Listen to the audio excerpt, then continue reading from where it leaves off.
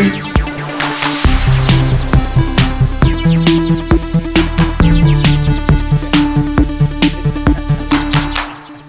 up, everybody? Welcome to the new GameFace. We're off to an auspicious start, if you can't tell. It has been a scramble trying to get everything done for the new show. As you can see, one thing that we did not get done is the new motion graphics for the show Open. Those are still in the works. However, I was going to try to use our old graphics just as a throwback to you guys, and that screwed up as well. So we're just starting the show out cold, but we do have a good show for you today, and I think you're going to like all the changes that we've made to GameFace. Alongside me today to take part in all that is Matt Keil. What's up, Matt? Ooh, what an angle. Yeah. Well, we have that one, we have this one, and we have your one shot. All right. How are you? All right. Been busy in here for a day or so. Yeah, man. Yeah. Big changes for as far as the layout for GameFace is concerned.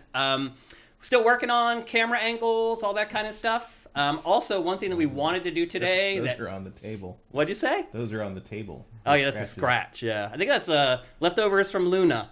Yeah, it probably. Yeah, they do look like claws. Yeah. I got a furniture marker that'll get to take care of that. Okay. So anyway, we wanted to start for the first time ever, stream GameFace at 1080p. Some of you guys saw our test stream earlier. That also did not work out the way it was supposed to. So unfortunately for today, we're still streaming at 720p 60. That should be fixed for next week. So finally, GameFace will be in 1080p on Twitch streaming-wise. Worked on it a ton. In fact, Matt helped me a ton last night working here on that stuff. Unfortunately, it was not meant to be. We did a test stream today, and we could not get audio in the test stream. The video was okay, but there was no audio. So just some more things that we're going to need to iron out as we start and embark on this new chapter for GameFace. I will admit, as someone who's hosting a show and running the TriCaster, I'm a little nervous today. So if I make some mistakes, cut me a little bit of slack. This is the first time doing GameFace like this, and you're going to see we have a bunch of new stuff and how we're presenting stuff to you guys. I'm learning a lot about the top of my head. You don't usually see it. No. So anyway, we have our chat here, so you guys are integrated into the show as usual.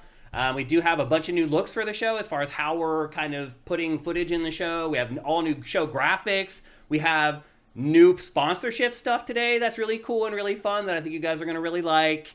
Some pretty big changes for the show. I'm pretty excited about it, but still some things to come. Matt, how was your week? Did you have any random stuff happening to you? What did I do? I went to a couple birthday parties. Got a lot of February people. Played a couple games, which I'm sure we'll get to. Yes, we will. Fielded a lot of Microsoft questions from concerned citizens yesterday. Yeah. What else happened? That's about it, really. Yeah. Well, one thing that we can do here.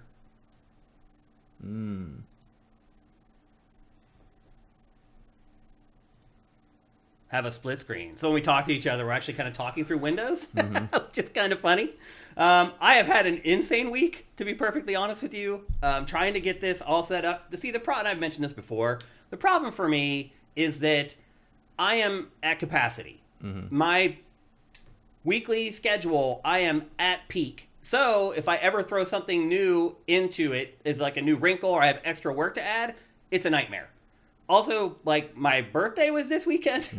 And, like, I didn't even celebrate it because I've been working on this stuff the entire time. Like, today I got up and my wife had left, like, my little thing of gifts on, like, the dining room table. And she's like, when are we going to get to those? And I was like, I don't know, maybe tonight or something like that. So I think you need to have a talk with your boss. Yeah, unfortunately, that's me. As I often say, I am the worst boss I've ever had. That's pretty much how it goes. So anyway, hope you guys are doing good. We have a great show for you guys today. We have two big games to discuss. We're going to talk about Sony State of Play. We also have really good housekeeping for you guys today. Some really big stuff has been happening over the last week. Not a lot of stuff, but the stuff that has happened has been really big. In fact, the story that broke yesterday is absolutely gigantic that we're going to talk about in a second. I'm sure you guys are wondering if we're going to talk about it because it is a huge, huge deal. Thank you for the birthday wishes, everybody. I appreciate it. Yeah, it was yesterday, Justin Horman says. Yep. Thanks, guys. Everybody, yeah. Shane's cam should be a little more left. Really? Interesting. I don't know if I agree with that. Maybe a little bit.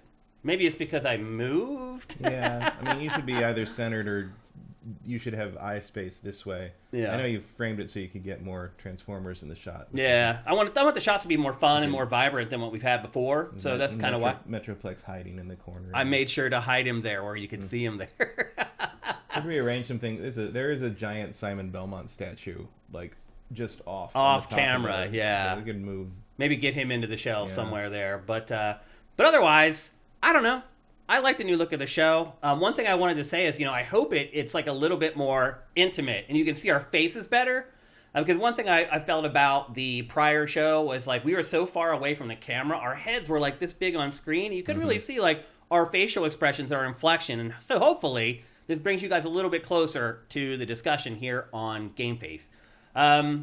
But yeah, I'm pretty excited about it. I hope you guys are too. I hope you like what you see so far. It's only going to get better. As you guys know, anytime you do something for the first time, it's probably a disaster. We'll see. I'm trying to avoid that today. The way the show kicked off was a little bit of a disaster. But we're doing the best we can, and hopefully you guys enjoy the changes overall. I think as we go through the show and you see all the other stuff that we've done to the show, I think you guys will have kind of a little bit of a change of heart, or at least like it a little bit more. It'll take a minute for us to get used to it too, Matt. Like looking at the right cameras and making sure we're making eye contact with you guys. All that stuff is a part of doing a good show, and that's what we endeavor to do here on GameFace. Toon Medic, thank you for the compliment. Looks great, guys. I appreciate that very much. I have done a lot of work this week for this. So let's see, Maddie. I think we're ready to get on with the housekeeping, and there is a ton. Matt, easily the biggest story of the week is we got information yesterday that kind of leaked out from two different sources that Microsoft is considering making all its big first-party games essentially third-party and releasing some of its biggest exclusives on PlayStation. The internet has been freaking out over this, so much so that yesterday Phil Spencer went on Twitter and said, yeah, actually, we have an announcement about all this stuff next week. Which is interesting because originally they said it was they were going to do it in the spring. Right. Like, so they clearly moved it up to next week. I'm like, although that is a little bit of a duh consulting agency situation. Like, what did you think the reaction to that was going to be? Like, yeah. You are basically ending the console wars. Pretty much. And I think that's freaking people out. Yeah. So the game is freaking certain people out. That's for sure. That's for sure. So one of the games that, or some of the franchises that they talked about that were under consideration to go to PlayStation were Gears of War, Starfield, and the new Indiana Jones game, and then Hi-Fi Rush. Mm-hmm. Matt, do you think that maybe this might be something that happens on a case-by-case basis where... Maybe. I mean, but I also saw Halo mentioned. Halo Master Chief Collection, which, again, I mean, that's old enough that, I mean, who cares? It was on everything, really. But, so I think this is really, I think this is a couple of different things. I think this is partly I think this might be Microsoft being a little nervous that their field of first-party, their flood of first-party titles is not going to be enough to move the needle in the mainstream, which I think they might be correctly concerned about that, at least until maybe Fable shows up. But I also think that Microsoft hasn't really cared about getting you to buy an Xbox for years. They've been much more about getting you in the ecosystem.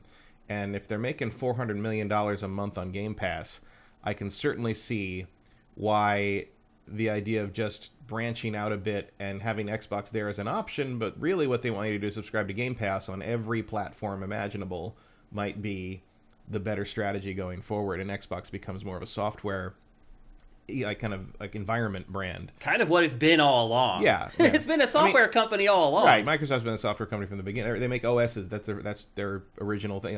Every time they venture into hardware, they've kind of had some problems. Either you had, the original Xbox was a giant brick. The 360 had the red light of doom, the red ring of doom. Like, it's just, and they, the Xbox is a loss leader as a piece of merchandise. Yeah. So if Game Pass is really that successful for them, it makes sense for that. And also, like, this would explain why they didn't fight too hard about the Call of Duty on PlayStation thing during the hearings about That's a good point. Activision. So my guess on this is that at some point they will basically offer Sony, we'll give you basically Call of Duty on PlayStation eternally. We'll even make it the lead platform like it has been, but you got to let Game Pass on PlayStation. And it wouldn't surprise me to see that become... Yeah, and also, I mean, they do seem to be shutting down a lot of their physical game distribution wing, which maybe is in response to a lot of European retailers no longer stocking Xbox games as of December, which also might be part of this decision happening so quickly in the new year. But I think this is what Microsoft sees their path to more profitability is, and the Xbox brand as a console is not important to them as much as Xbox as sort of Microsoft's game wing, especially since that's sort of something they've struggled to establish. For, Microsoft Game Studios kind of came and went several times, and it's true. The Xbox is kind of a brand that's never going away in that regard. Yeah. So I could absolutely see this being the first step in pivoting to Xbox being a non-hardware Microsoft gaming brand that is just everywhere. And I realize that scares a lot of people who have devoted their lives to being Xbox fans, which is very weird to me. I could never understand, Matt, when the original Xbox launched, how people were Xbox. I'm like, how? Like, nothing's happened yet. There were fanboys immediately. Like, I reviewed Amped Freestyle Snowboarding, a launch game for the original Xbox at GameSpot, and I gave it like a score like at least 2 points below like what everybody, and I got murdered by people. I'm like, who are you? What are you doing? They've done nothing. Yep. Like, why do you care so much about Microsoft and Xbox? It hasn't done anything. Like, some people just wanted something that wasn't Sony and Nintendo. I guess. It's bizarre. A lot of the instant Xbox fans I knew back in the day were people who were Sega people and didn't want to root for what they still saw as the competition. As a Sega kid, like, on one hand, I kind of sympathize with the Xbox people now because I'm like, yeah, I know what it's like to watch your favorite company kind of give up on their own platform and move over to but also, like, Sega's stuff got real good after that. It did feel like some of the Sega fans co-opted Xbox because it felt like Xbox reached out to Sega a little bit. Like, well, there was definitely Sega. I mean, you had some synergy there. You had Jet Set Radio Future in there. Sega put some good exclusives on there. Yeah. You can't really like blame them for that. Yeah. It's not like Sega was doing, but also Sega had good exclusives on the PS2. It's hard to really make it. I think the only real downside here is that Sony will have no real competition anymore, and I don't see anyone being as far as selling consoles, consoles, and games. They're not really in competition for Microsoft to sell games on their own platform if Microsoft's also putting Starfield on there or whatever. But they have no other. There's no other console. Nintendo is not going to push Sony to step. They're not really competing with each other in any real sense. No one's going to buy a PlayStation and then be like, well, I don't need a Switch. Or no one's going to buy a Switch and like decide that outdoes a PlayStation if they're interested in Last of Us. There's no, you're still not. But like, certainly understand why everybody, I had some people online who were just like, it's like, yeah, I already have an Xbox. It's called a PC. Like. I mean, it is. Yeah, 100%. I mean, I can kind of understand that argument. So I think outside of some disappointed console warriors and maybe a little concern that Sony might get a little complacent because they no longer have to but at the same time, I pointed out to some people who said, I'm like, has Sony really needed to compete with Microsoft for years yet? I mean, Microsoft turbo fumbled the bag, as they say, with the Xbox, handing the Xbox One development over to non-gaming departments who turned it into the stupid set-top box ESPN machine and like gimped the RAM so it could have more, so it could run the set. They blew a generation's worth of goodwill in one E3 conference, basically, and then Sony hammered it home with the "we don't have any DRM" thing, immediately following that, and the same day even. And basically doomed them to never until and unless Sony made a horrible like historical mistake, Microsoft was never going to catch them. They were going to be eternally second place by a long way, and that's really only if you're discounting Nintendo as like a non-current gen thing. Nintendo's its own thing. Sony and Microsoft are doing the powerful console horse race. but Sony was practically lapping them. Yeah, I mean, it was the last numbers we got was 3-1. Yeah, PlayStation 5 was outselling Xbox Series. So I don't. So like, this is a way to pivot. So you're just making pure revenue, and you don't have to worry about competing with this other company that is just outclassing you left and right. Even if you like the games on Xbox better, and there's certainly a bunch of stuff I'm looking forward to. Quote unquote first part. Well, not exclusively. Quote unquote. Exclusively, but first party Microsoft. Yeah, I'm looking forward to a lot of their stuff more than the first whatever we know of the first party of Sony, and like. Like, do you think there's any fear that, to your point, of angering the fan base, I hate to say it, but the fanboys, to the point where they revolt and they no longer want to support Xbox? And is that number big enough that it matters? It is not. Yeah. And also, even if they are, and do what? Stop buying Xbox games. No one does that. Cancel their Game Pass subscription. No one's going to do that. You don't think? No. Because gamers have no fucking... They can be pretty vindictive, man. They're vindictive, sometimes. but they're weak. They're weak, and they want what they want, and it's like, you can boycott this shit all you want, but as soon as Indiana Jones comes out, you're going to play it. Yeah. We all know it. We all know. Everyone got so mad about whatever, like, Starfield, but everybody fucking played it, didn't they? Yeah. Like, and on Game Pass, there's no downside. So yeah, I don't believe. I mean, you'll probably have a handful of like a few hundred people who are like, no, I'm done with Well, if you're done with Xbox, and you hate PlayStation, you hate Nintendo, are you just not gonna play video games anymore? Or are you just gonna like stop like devoting your life to rooting for a multinational corporation and just play what you want to play? Or they could do what the Sega fans did, which is co-opt another platform. Yeah, I mean, what? I mean, they could just move to Nintendo and be like, "Oh, I want to support these guys," or move to But I don't think they moved to PlayStation because that's their mortal enemy. But like that, not a downgrade because Nintendo makes good games, but like if you want the cutting edge, that was part of the thing is like you want them to be the cutting edge, high end, next gen stuff, and that's just not what Nintendo is. Yeah, like there is no other option. I mean, I guess you could go to PC, build a giant monster PC, but guess what's on PC? Xbox. Like, well, also, it's so on Xbox that if you have Windows, if you try to delete the Xbox app, it reinstalls the Xbox app when it updates Windows. What's the chance of someone else stepping in?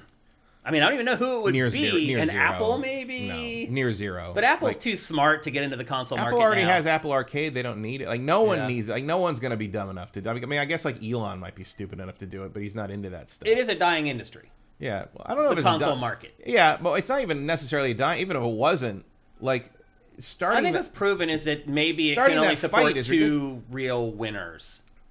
Somewhat, but also, like, starting that fight is just not a good idea. Like, and it was different, I think, back when Xbox started because, gaming hadn't taken hold of the mainstream. You were still sort of in this limbo space with the medium where it hadn't quite broken out in a critical mass yet. Yeah. And everybody knew that when that happened, and it was going to happen, everybody knew it was going to happen, just didn't know when or what was going to do it. And Halo was one of the things that really did it. Like, there was a period in the aughts where, on TV shows and stuff, people said play Xbox. The way they used to say play Nintendo. Play Nintendo. Yeah, you're right. I still see it every once in a while, actually.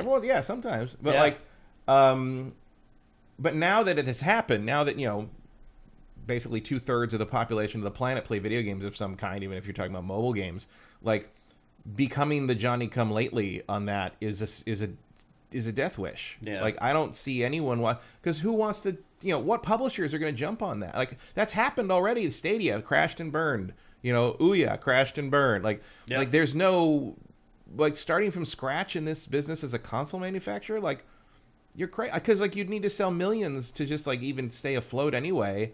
And how's that going to, Xbox struggles to do that, and Xbox has been a brand for 20 plus years. Who's going to come on in? If Amazon made a console, are you going to, like, buy the Amazon lumberyard and be confident that that's going to stick around or whatever? Yeah.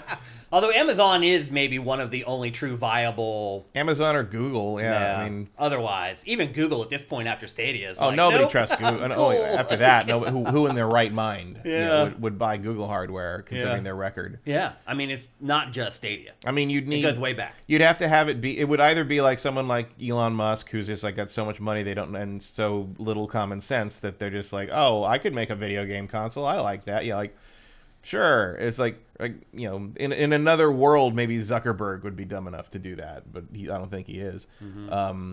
Or there'd be like an Amico thing that would be some kind of grift, basically, allegedly. Yeah. But so yeah, I don't see anyone else. There's no one there who would want to step in. Like, you're just throwing money in a hole at that point. How would you feel about Xbox disappearing from the market? Any feelings at all? No. Yeah. It's business. I don't own stock in any of these companies. I don't care what happens. I mean, it doesn't benefit or hurt me one way or the other. In fact, at the very least, that's one less $500 console to buy next generation. Yeah. So who cares? I mean, it's not like I don't have any affection for the memories of the Xbox. Obviously, the 360 was my main system that generation. Me too, yeah. I do have an affinity for the brand, for sure. But like, things come and go. Yeah. I mean, that's really what it comes down to. Is like, as you get older, you just learn that some stuff just doesn't stick around forever. Everything ends, and time takes no prisoners. Yeah, it really does. So, yeah, I don't know that I'm going to lose any sleep over if, Phil comes out next week and says, you know what?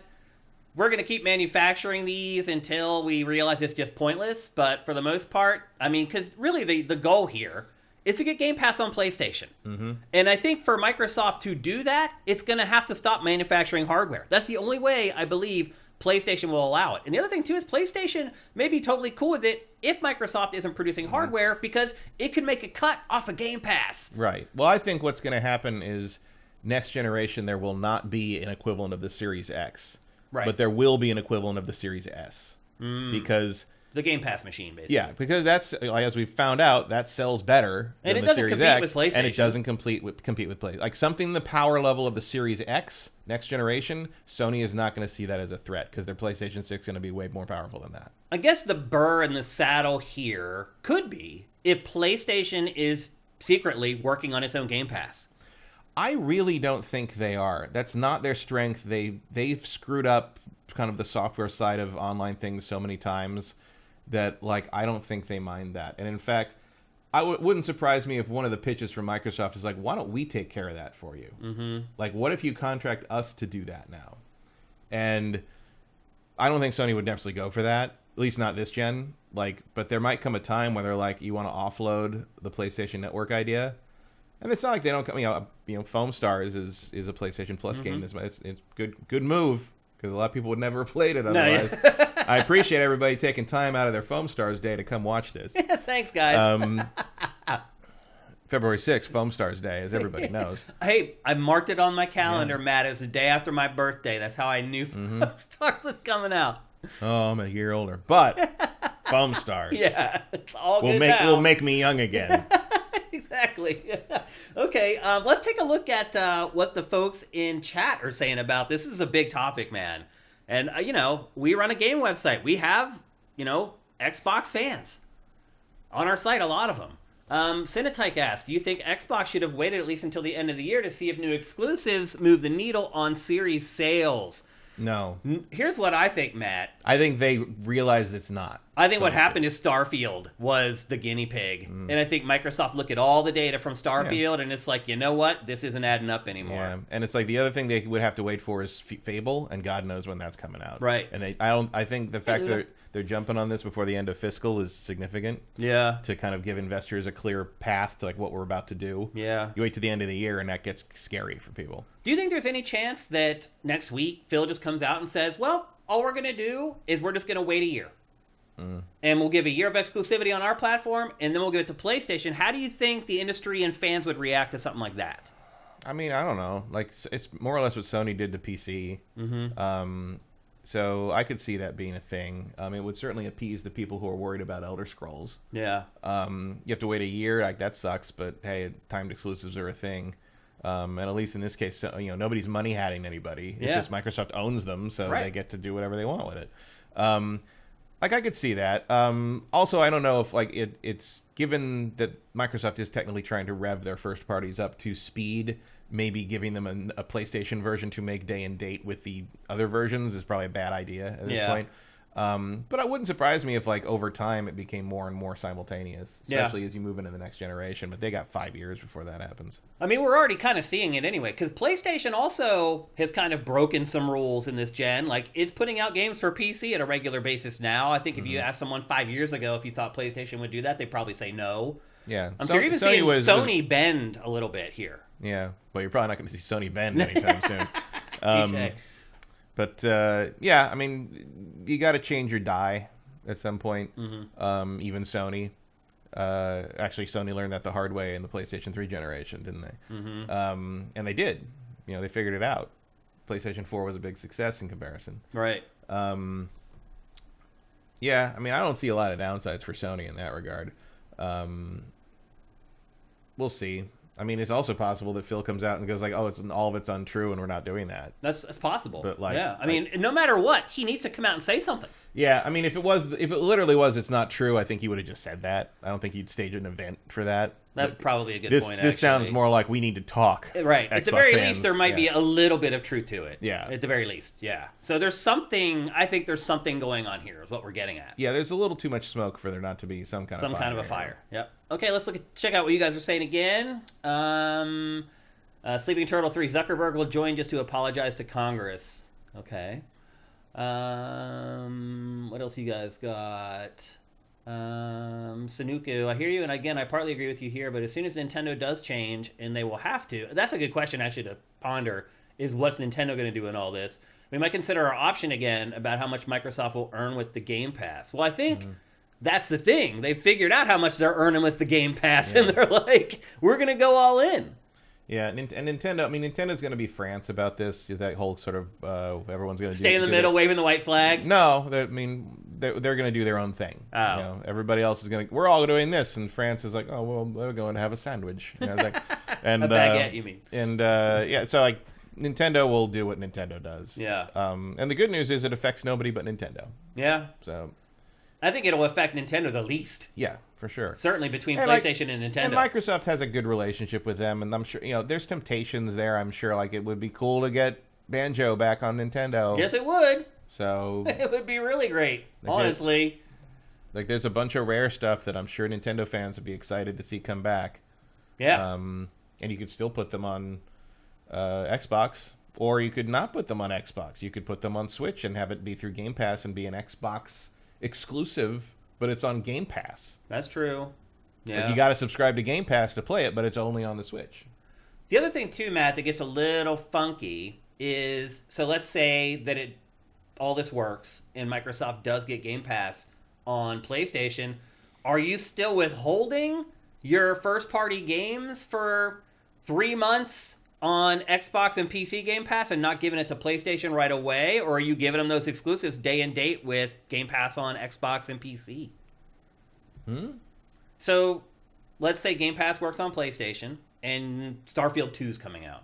Do you release that on Game Pass the same day on PlayStation? Or do you still give your homies on Xbox and PC a little exclusivity period? I think by the time Starfield 2 comes out, it's all at the same time. Okay. Well, let's use another game. Let's say Avowed or Elder Scrolls 6. Elder Scrolls 6, I think, would be all at once. Yeah. Okay. I think the early stuff would be staggered, both to kind of see how it goes, and because I don't think the dev teams necessarily have the bandwidth to make another version. Once they kind of understand how it works and everything, they know that they're still going to be okay if they release day and date, and they figured out the pipeline to make a PlayStation version alongside everything that isn't garbage, because that certainly has been a problem for Bethesda in the past. I think you do. I think you just do put it on everything at the same day, if you can. Because that's the other thing we're not thinking about. Because look, at here. a certain point, it's just money. Yeah, they get money no matter what. It is all money. Yeah. So why not? In the end, the PlayStation audience is going to be a lot bigger than the Xbox PC audience. So why not piss them off and give it to them at the same time? Well, that's the other thing we're not thinking about here is that Microsoft Studios will now have to produce PlayStation versions of all the games, which ups development costs, but I'm assuming it's more than offset by the revenue they're going to generate. Yeah, but selling to an audience 3 times bigger is going to be... You're going to take care of that. Losing that cut will hurt, though. For the first year or two, I'm more saying in terms of literally time more than money. Yeah. Like, you just don't want to put that extra pressure on these guys. Because the other thing is, even if this is what your strategy is, these games got to be good. Yeah, like for you need these games to be winners across the board. Yeah, they can't be mediocre. You're not going to just sell Game Pass and they got to come out in good shape. Like, you can't have buggy messes. You can't load this thing. You can't load Avowed up and have it auto-complete the game for you. Yeah. Silk Snake says, what if PS5 only gets cloud gaming? That'd suck. That would. But it's possible, I'd say slim. Yeah, some chance there. That would be a strange choice. Sanuku says maybe they will pull a Sony here and do it in 3 years time window as Sony does with their games if it comes to Steam. No. By then, you've lost all the steam for the game's release. Like, you still need to strike while the iron's hot, and I think that's one thing that PlayStation has done pretty well with moving games to PC, is it feels like that gap is just about perfect for each game. Yeah, because it's not uniform. It's not the same for each one. No, they call it as they see it for each game, and I think it kind of goes by like what, okay, the sales window on this one is done on the PS5. Mm-hmm. It's okay to put this out a few months from now. Mm-hmm. They know when the meat's been eaten off the bone on the console market, so then they can throw it on the PC when they need to. Yeah. And that might be a little longer for like a God of War Ragnarok, but it's a lot shorter for a Days Gone. Yeah. So, or a lot shorter between, like, say, the release of an expansion for Horizon Forbidden West and the PC version of that, which is only a year. Right. But it's like 2 years after the main game was released, so it's you gotta play the ball as it lies, so to speak. Mm-hmm. And I think Sony has kind of figured out how that works. Okay, let's check one more time with chat. You also need to release those games in good shape. By the way, almost all of our housekeeping today is related to Xbox. They're just making crazy news. What else you guys got here? Quickster says the trial league showed Phil's ambition to compete with PlayStation. This is a good question, actually. Mm-hmm. Do you think that Activision deal is behind the camera? Was a monkey's paw. Was a monkey's paw that made Daddy Microsoft step in and force this change? No. His ambition. The trial leaks are from years ago. I think Phil realizes the writing is on the wall here. Well, the leaks were from when they were still optimistic that Xbox Series X could compete with PlayStation 5. And now, clearly not the case. That is not happening. And maybe if they'd gotten all their first-party stuff off the ground sooner, they might have had a better foot forward, but they didn't. The pandemic didn't help that. There's tons of factors that are not both the fault of Microsoft's, the chain reaction from the Xbox One, and just the world not allowing it to happen because we're in the worst timeline. But it's like, what are you gonna do? It's clear that didn't work. If this year with Hellblade and Avowed and all this other stuff was maybe 2 years ago, might be different. Yeah, but it's not. Yeah, there was just nothing there. Like, unless you were a devoted Xbox fan, or you were really in on Game Pass, or you absolutely had to play Halo, why would you get an Xbox? What's interesting is that what it has done now, it should have done during the Xbox One generation. Yeah, but it should have spent all the money to buy the studios, and knowing that Xbox One was a failure, basically. Yeah, but it took them way too long to admit that. It did. Themselves. That was a fatal mistake. Yeah, I don't remember exactly when it was clear that they managed to finally pull the brand away from those non-gaming executive people, who, by the way, shut down one of the most thriving first and second party stables in the industry. Right. Microsoft had such an incredible lineup of developers by the end of the 360, and they just booted them all out the window. Yeah. It was for nothing, for no reason. And there's we're just like the people who made the call for the set-top box basically said, we're just going to make Gears, Halo, and Forza now. Yeah. And that doomed them. It didn't work. It was a ridiculous idea. It really was. Yeah. And you're right. It did ultimately doom them. And they stuck with that pattern for so long. Just go watch old episodes of GameFace and watch me rail on it. And call, in all honesty, for Phil Spencer to be fired through that entire generation.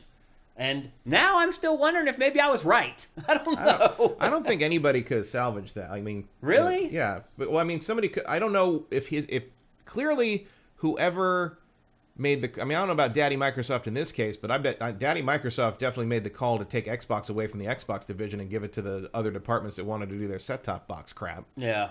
Because the Xbox, the games division would not have made the hardware choices that they did for that. Yeah, you're right. That slow ass RAM sank so much of how that system was supposed to work. It really did. But then you look at games like Gears that ran on that. It's like black magic. Yeah. Like, how did that game look so good on that base Xbox One? Oh yeah, but it's like no one else really knew how to do that. No. That was the problem. And they should have shared that knowledge with third parties so that the game. I'm sure better. They tried to, but I got the. It was game over. When I saw Gears 4 at E3 and talked to some people there, I got the impression that to do that you had to kind of start from the beginning. Like, it had to be planned from the ground up, and there was you were sort of riding to the metal on that. Mm-hmm. And third party developers can't always you can't always do that, in part because they got to make it work on other things. Yeah.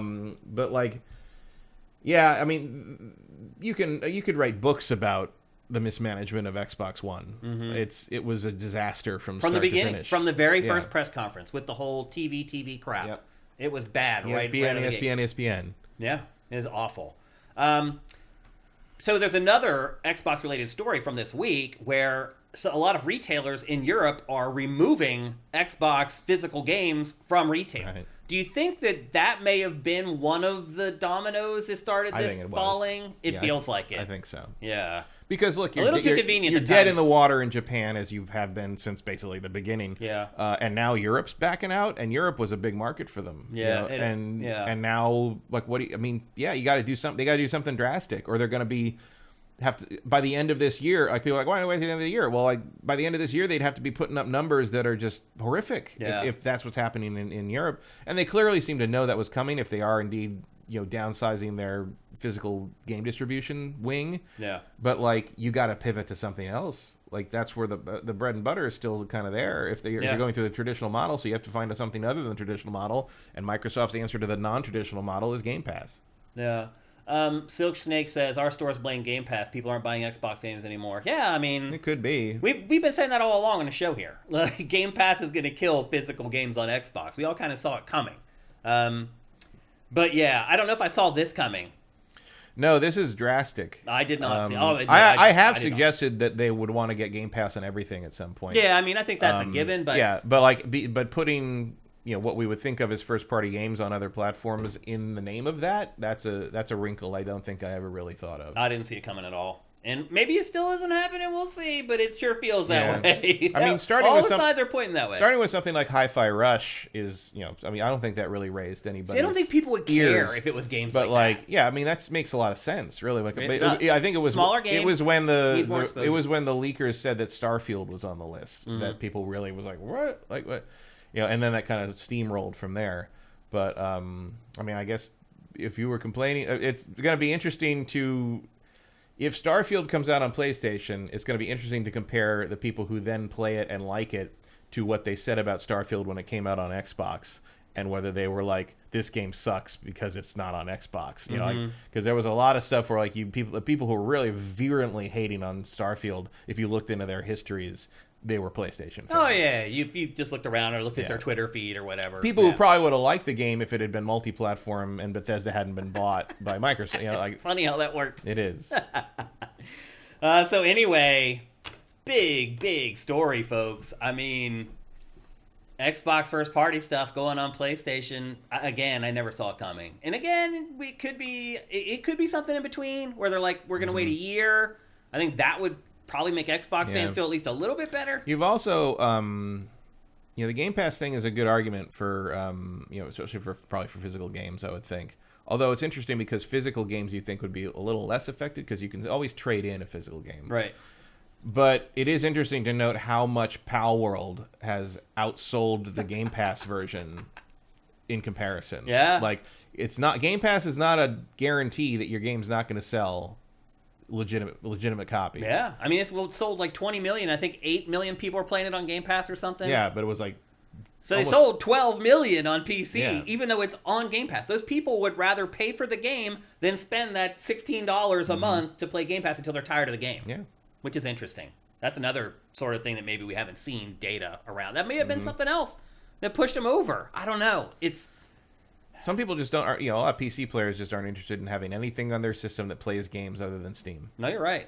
They like to keep their systems clean. And I'll be honest. I mean, I do sometimes forget I have games on Epic Game and Store lots of Prime Gaming. There have been a couple times I've been scrolling through the Steam list and I'm like, I want to play this game. Where is it? And I'm like, oh right, I have that on Epic. Like, it's I've got to the point where if somebody asks me if I own a game or not now, I can't tell them. Mm-hmm. Because when I go and just grab like the Amazon games for Prime Gaming, like I don't even pay attention anymore. I'm just like claim game.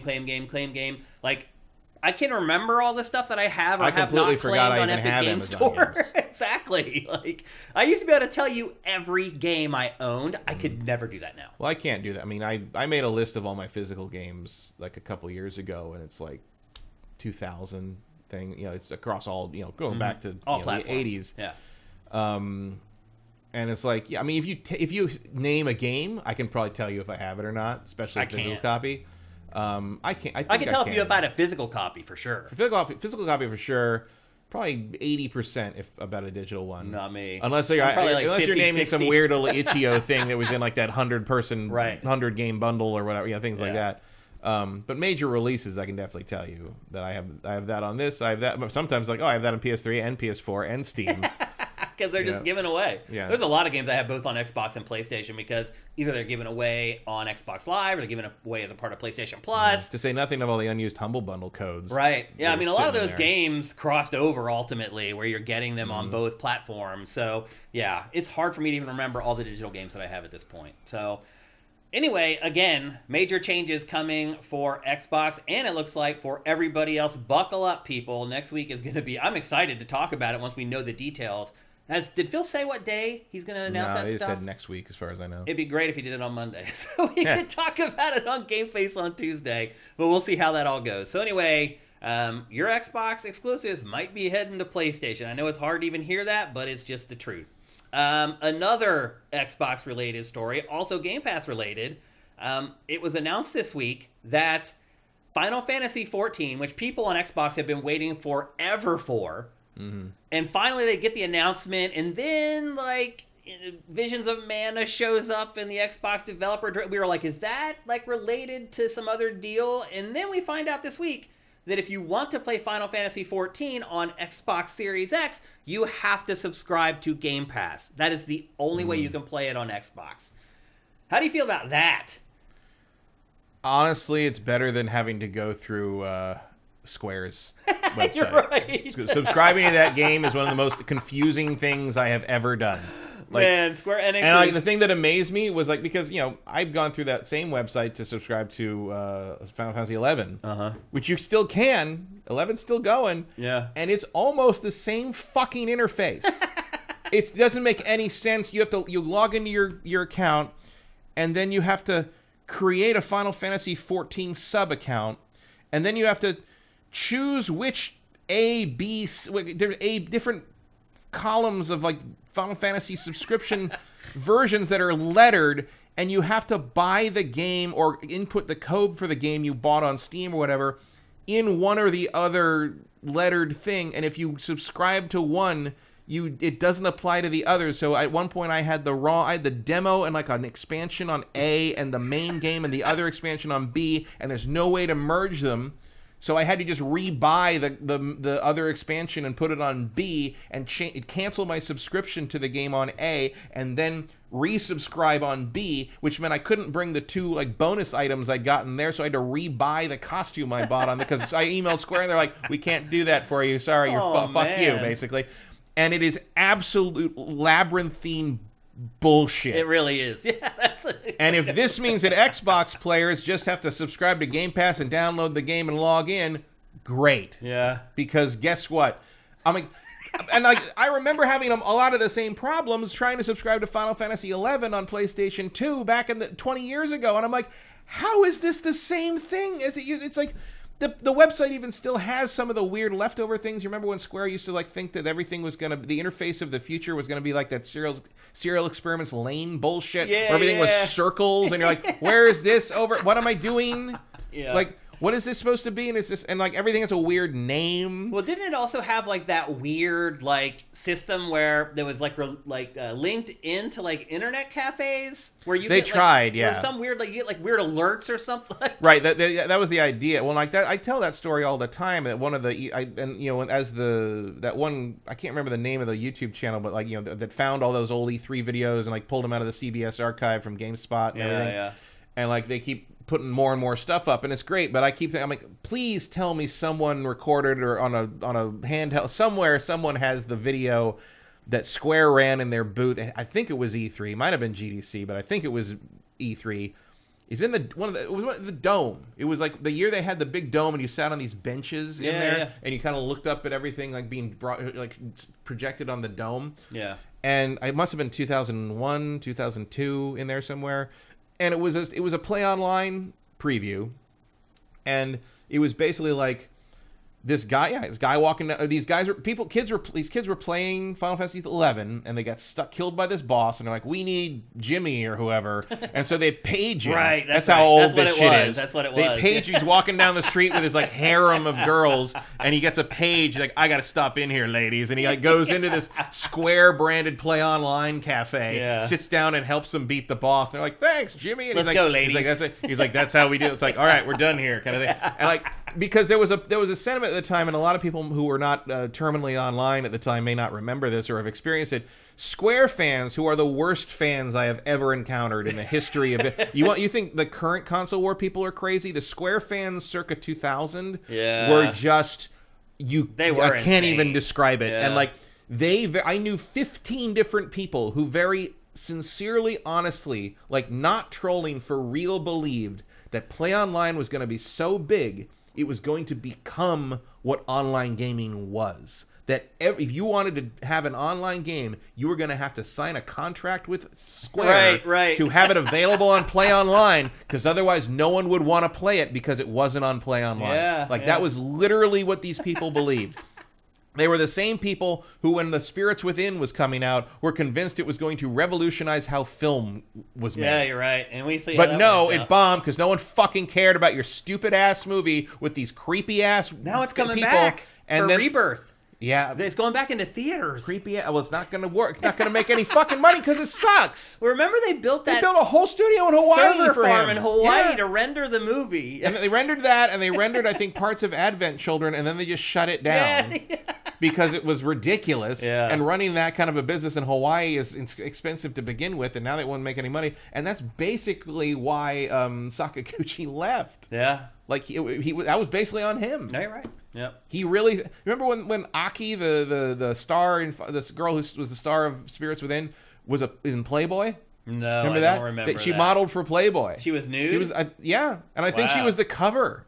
Like he's like the new digital actor that's going to change movies and shit. Well, I got to hand it to their marketing department. Like they really believed that people were going to license those character appearances to be like real actors people. to play a character in their movie. Oh man! Like you go to see a movie because Aki, the woman who was playing the character in Spirits Within, was playing like, I don't know, Ripley in the next Alien movie or something. Yeah. It was bonkers. Yeah. But that video was like the clearest representation of Square's self-delusion that I think ever existed, and it only played in that booth, in that theater, that 1 year, and so almost no one has seen it because it was way before anybody really put video online anyway, even if you did get it somehow. Yeah. And I wish I had fought like Kyoko or somebody, the PR people back then, to give it to me. Kyoko, like, hey, could I just get a copy of that for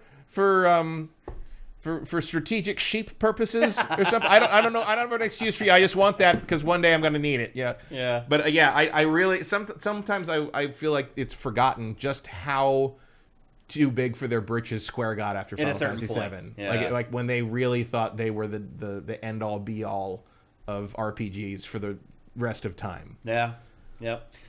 So anyway, wait, back to the story though. How do you feel about this game? You can only play it on Game Pass. You have to subscribe to be able to play it. I mean, it's just another permutation of having to subscribe to it because it's an MMO. No, I'm assuming they're not going to increase the cost of Game Pass. Like you're going to get it for that $16. My question: so are you going to actually kind of getting a deal? So I assume that's bundled into the subscription to play the game is bundled into Game Pass. Yeah, you're not getting charged an extra $10. Yeah, you're not going to have to pay Square an extra $20 a month on top of that. Which actually is that's a pretty good deal. Yeah, because you get all the extra games for $6 or whatever. But how much is Final Fantasy 14 a month? Do you know? It's like at least 15. Oh, it is. Oh, I didn't realize. I think it's about as much as Game Pass. Maybe someone in chat knows how much it is per month. I was subscribed to it. Minority Games Advent Children was great. Vincent says this isn't on Game Pass. It just requires Core, aka Xbox Live Gold. That is not what all the headlines said yesterday. It said it required Game Pass to play on Xbox. Vincent says it does require paying a sub as well to Final Fantasy 14. In that case, it sucks because you still have to go through Square's website. The PS5 is only that $12.99. Congressman says per month for Final Fantasy 14. All right, I think there's higher level, there's tiers. I think, and you can buy extra. You can buy Skippy things and stuff that makes you instantly higher enough level to jump into the expansions and stuff. But good luck with that because then you don't know how to play the game. Well, I guess it's technically true because Xbox Live Core is called Game Pass Core. Yeah. So you still are subscribing to Game Pass. So basically, it's just like you had to have Xbox Live before. Right. But now you're paying, what is it now a month, like for Xbox Live? 60 divided by 12, like $5-6 a month. So you're paying that plus the 12. Now, so yeah, I think it is actually. So you're paying around $17-18 a month to play it. Mm-hmm. That seems a little steep, but you have to be a part of Core or you can't play online. So it's really kind of self-explanatory, I guess, in the end. Yeah, I mean, part of that might just be the confusion that they've changed Xbox Live to Game Pass Core. You're right, yeah. And because technically the headlines aren't correct. Yeah, but also technically the headlines are bait in that case. Yeah. No, you're right. It's clickbait. Trying to get people to be like, what? Yeah, Game Pass. It's like, well, yeah, because everything is Game Pass now. That's because the Xbox Live Gold doesn't exist anymore. It's called Game Pass Core. Mm-hmm. Yeah. So anyway, just something to keep in mind. You've been waiting basically for a Final non-story. Fantasy 14. No, it is still a story. I don't think the fact that you've had to subscribe to Xbox Live and/or PlayStation Online, PlayStation Network to be able to play anything online forever. Well, the story. I mean, you can play if you don't have to pay the extra money on PC. It's like it's just $12. Right, but that's been true since not 19. When did these things start? 2004. Actually, here's my question though. So, what about Game Pass PC? Mm-hmm. So if you can just play this, you're on your own on PC. Yeah. Or if you want to subscribe to Game Pass and you want to play it, you have to pay the extra money? Yeah. That's weird. That's how consoles are. Yeah, I guess you're right. It has been for 20 years. Yeah. But it's weird for that model to come over to the PC arena. Well, that model isn't in the PC arena. Because they're not going to do that for MMOs there. You don't think they will for Game Pass on PC? Why would you? You can go play Final Fantasy 14 anywhere. Yeah. Well, I mean, they can't. The industry does dumb stuff all the time. There's no walled garden there. You can't do that. Yeah. Like that's a function of consoles. Like that, and that's what people have been asking that for 20 some years. Like, why do I have to pay for multiplayer Call of Duty on PlayStation when I don't have to do that on PC? I mean, that wasn't always the case, though. The Switch for a long time, online was free. Sure. PlayStation until the PlayStation 4 online was free. But the Xbox 360 made that a thing you could charge for. Yeah, absolutely. So that was the end of it. Yeah. So anyway, just something to keep in mind if you're interested in playing Final Fantasy 14 on Xbox. I guess the trade-off is that there was a time when you had fewer cheaters on console. Yeah, that's true. But they couldn't figure out how to cheat on console before. Yeah, but that's obviously not so true anymore. Unfortunately, yep. So anyway, there you go. That's the latest on Final Fantasy 14 for Xbox. Next up, surprise, surprise, Matt. Naughty Dog announced this week that Neil Druckmann has now come up with an idea so that they can actually do The Last of Us Part 3. Funny. How convenient that he just finally figured it all out, how he could make it work. This seems like a non-announcement announcement. We already had a game page for The Last of Us Part 3 on SIFTD. We've had it for like months. I feel like this is a non-announcement because I feel like it was already known that the third one was coming. Well, the third one's going to come no matter what. Yeah. If he finally figured out what he wants it to be, I guess that's news. But it's like he said like we're working on something else now. Another game is going to come out from them before Last of Us 3. Yeah. Like Last of Us 3 is 8 years out. Yeah, because it sounds like they haven't really started on it because he hasn't even written the script. Last of Us 3 is going to be a PS6 game. This is what I'm talking about, though, when I sometimes mention that it bothers me when game companies start getting involved with other elements of pop culture in film and television, because inevitably, particularly in this case, it set back the development of The Last of Us Part 3, because he's been working on the film. He hasn't had time to write the script for The Last of Us Part 3. Other than technology, there's not much you can do until you know what the game is. I don't think that's necessarily what happened here. Really? No. You think they're just fudging the truth a little bit? I don't think there's any fudging. He didn't have a story idea for it yet. Right, but without the story, how do you start development of the game? It doesn't matter because they're full tilt on this other game. Yeah. Is it their fantasy RPG? They weren't specific, but they showed that, so it's fair to assume that's what it is. I mean, it could be anything. Which I'm excited by, don't get me wrong. Like, I'm actually would rather play that. But that thing's, next year at the earliest, probably later, if you know Say later. If you know that they're not going to be able to ramp up and do full production because they're not that big a company until Last of Us 3 was probably always going to be a PS6 launch game, or around there. Hybrid. I mean, I'll be on PS5 too. It'll do that thing, or a very tail end of PS5, that kind of thing. So you don't really need, they're a one game at a time studio, so pre-production can happen as they're finishing up the next one. But I think this, whatever this fantasy thing was, assuming that's still what their working other on. Project is, was always going to be the next thing. Probably in part because they knew he was going to have to work on this thing, but he's also working on the fantasy thing. Yeah, I'm totally cool with that, by the way. Like, I'd rather play the fantasy game first and then wait for the next Last of Us game. Mm-hmm. I want to see what Naughty Dog can do with some other type of setting. it was better when they were alternating. Mm-hmm. Like, it'd be good to get a different tone out of them. Yeah, for sure. Yeah, I don't think that, and so I don't think that's really an issue.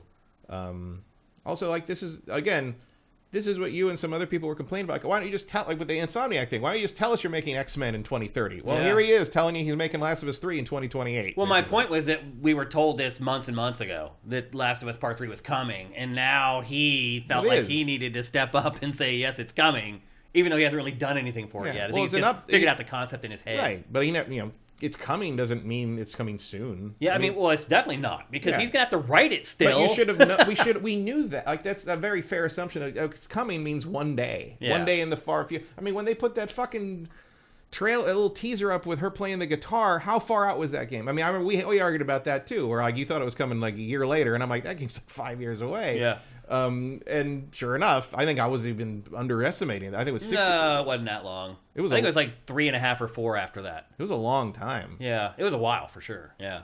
Like, and then it turned out once they put it out, they're like, yeah, we hadn't even started when we put that teaser out. Yeah. Like, they basically were where they are right now. Like, Neil had an idea. Yeah. It seemed like they didn't even really know if Joel was going to die. I think maybe the script was written. It was not. Because isn't there like a dead body in that hints at what ends up happening? It's not Joel, but it is a dead person there, yeah. Well, and remember, until they started development, Abby was going to die at the end. Oh, I didn't know that, actually. They say in the commentary on the remake that, like, originally she was going to kill Abby. Oh, I didn't know that. And they changed that I didn't watch that documentary yet. I haven't had time. Is it good? That was commentary. Oh. On the scene. Oh, gotcha. Maybe it wasn't. I haven't watched the documentary either, but I saw a clip of like gameplay with developer and actor commentary. Interesting. And even Laura Bailey didn't know that. She found out when Neil said that, I think, in that commentary. Oh. She's like, I didn't know that. He's like, yeah, until very late, that was what was going to happen. We thought it'd be more powerful and thematically appropriate for her not to. And he's correct. Yeah, I agree with that. Like, that would be the easy way out. Yeah. That'd be placating the fans, basically. More or less, yeah. But it's and I saw some people complain. It's like, oh, well, now she loses everything for nothing. I'm like, yes. That's how it works in that world. That's the point. Like, that's the whole point. Yeah. It's like, well, she's not mad at Abby. The whole thing is because she's so furious at herself for ruining her relationship with Joel and never figuring it out and forgiving him until the day before he dies. Like, that's the whole point. Yeah. The whole point is the whole impact futility of of revenge, because she's not even mad at the person who did that. She's mad at herself for wasting her time with him. I think that does show you, though, kind of how the average game player looks at games versus people like us who are a little older, a little more experienced. And it's not all people who are older. It's just media literacy to some degree. Yeah. Like, so it's amazing how people. I mean, like you saw. I'm sure you maybe you're not. It was a busy week, but at the Grammys, one of the all-time great performances of the Grammys happened on Sunday. I heard about it. It was Luke Fast Car. Tracy Chapman. Came out and did a duet with Luke Combs, who made that song a hit as a country. It's like 30 years. The country cover. Oh, I didn't realize he had covered it. Yeah, he did a country cover of it, and it hit #1 in July last year. I didn't know that. And she won all these CMA. Like, she's the first like black woman to win a CMA for best song, and like first solo black songwriter to win a CMA for best songwriter. Like, it brought the song to a whole new generation. So they did a duet when it was her first live stage performance in over 10 years, which is crazy. And she was I mean, I heard she was really good. It's great. And like, you can see how happy she is, because like, it's different to play at the Grammys, because like now Taylor Swift is standing up singing along with her. It's cool to see the superstars just be fans. Yeah, for sure. But like, in the wake of that, it became a viral hit and everybody's what. I have seen so many people say that Fast Car is a love song. I'm like, oh my God, we're all dead. We're all doomed. Yeah. Like, if you think that's a love, if you stop halfway through it, maybe. Like, are you out of your fucking mind? Like, people don't understand what they hear and watch. No, like, right. It's just constant. Yeah, it can be frustrating for sure. If you're a type of person who does look at things and see the things that other people don't see, especially us, because we're like evaluating products and like. Yeah, but also, sometimes people just don't see them on the same also, level. I'm just not a stupid person, and I've been watching movies since I was a child, and I understand what they're about. Yeah. And I don't understand how you do or listen to the words of. I mean, I learned that in college when my roommate was a giant music person. All he did was play guitar all the time, and one time he played "Fire and Rain" by James Taylor. And he's like, oh, I love this song because my dad used to sing it to me when I was going to sleep. I'm like, your dad used to sing a song about a plane crashing and a man never seen his girlfriend, wife again when you were going to sleep as a child? He's like, that's not what my guy's it's absolutely about his heroin addiction, but the metaphor he's using is a crashing plane. And he's like, what? And I ruined the song for him because he never listened to the fucking words before. No, Matt, you ruined his life. Oh, that too. That was a separate thing. I did that too. But just since I saw somebody on Twitter in a commentary about this sort of phenomenon said, I went to a wedding once where the bride walked down the aisle to Ben Folds 5's Brick, which, if you don't know, is a song about Ben Folds' girlfriend at the time getting an abortion and basically him driving her to the abortion clinic early in the morning after Christmas, and all of her like not being able to like console each other and realizing that a relationship's over because they don't want to talk about it and they can't tell anyone about it. And this woman someone walked down the aisle for their wedding to that song. The chorus of that is "She's a brick and I'm drowning slowly." Why do you want to walk down the aisle?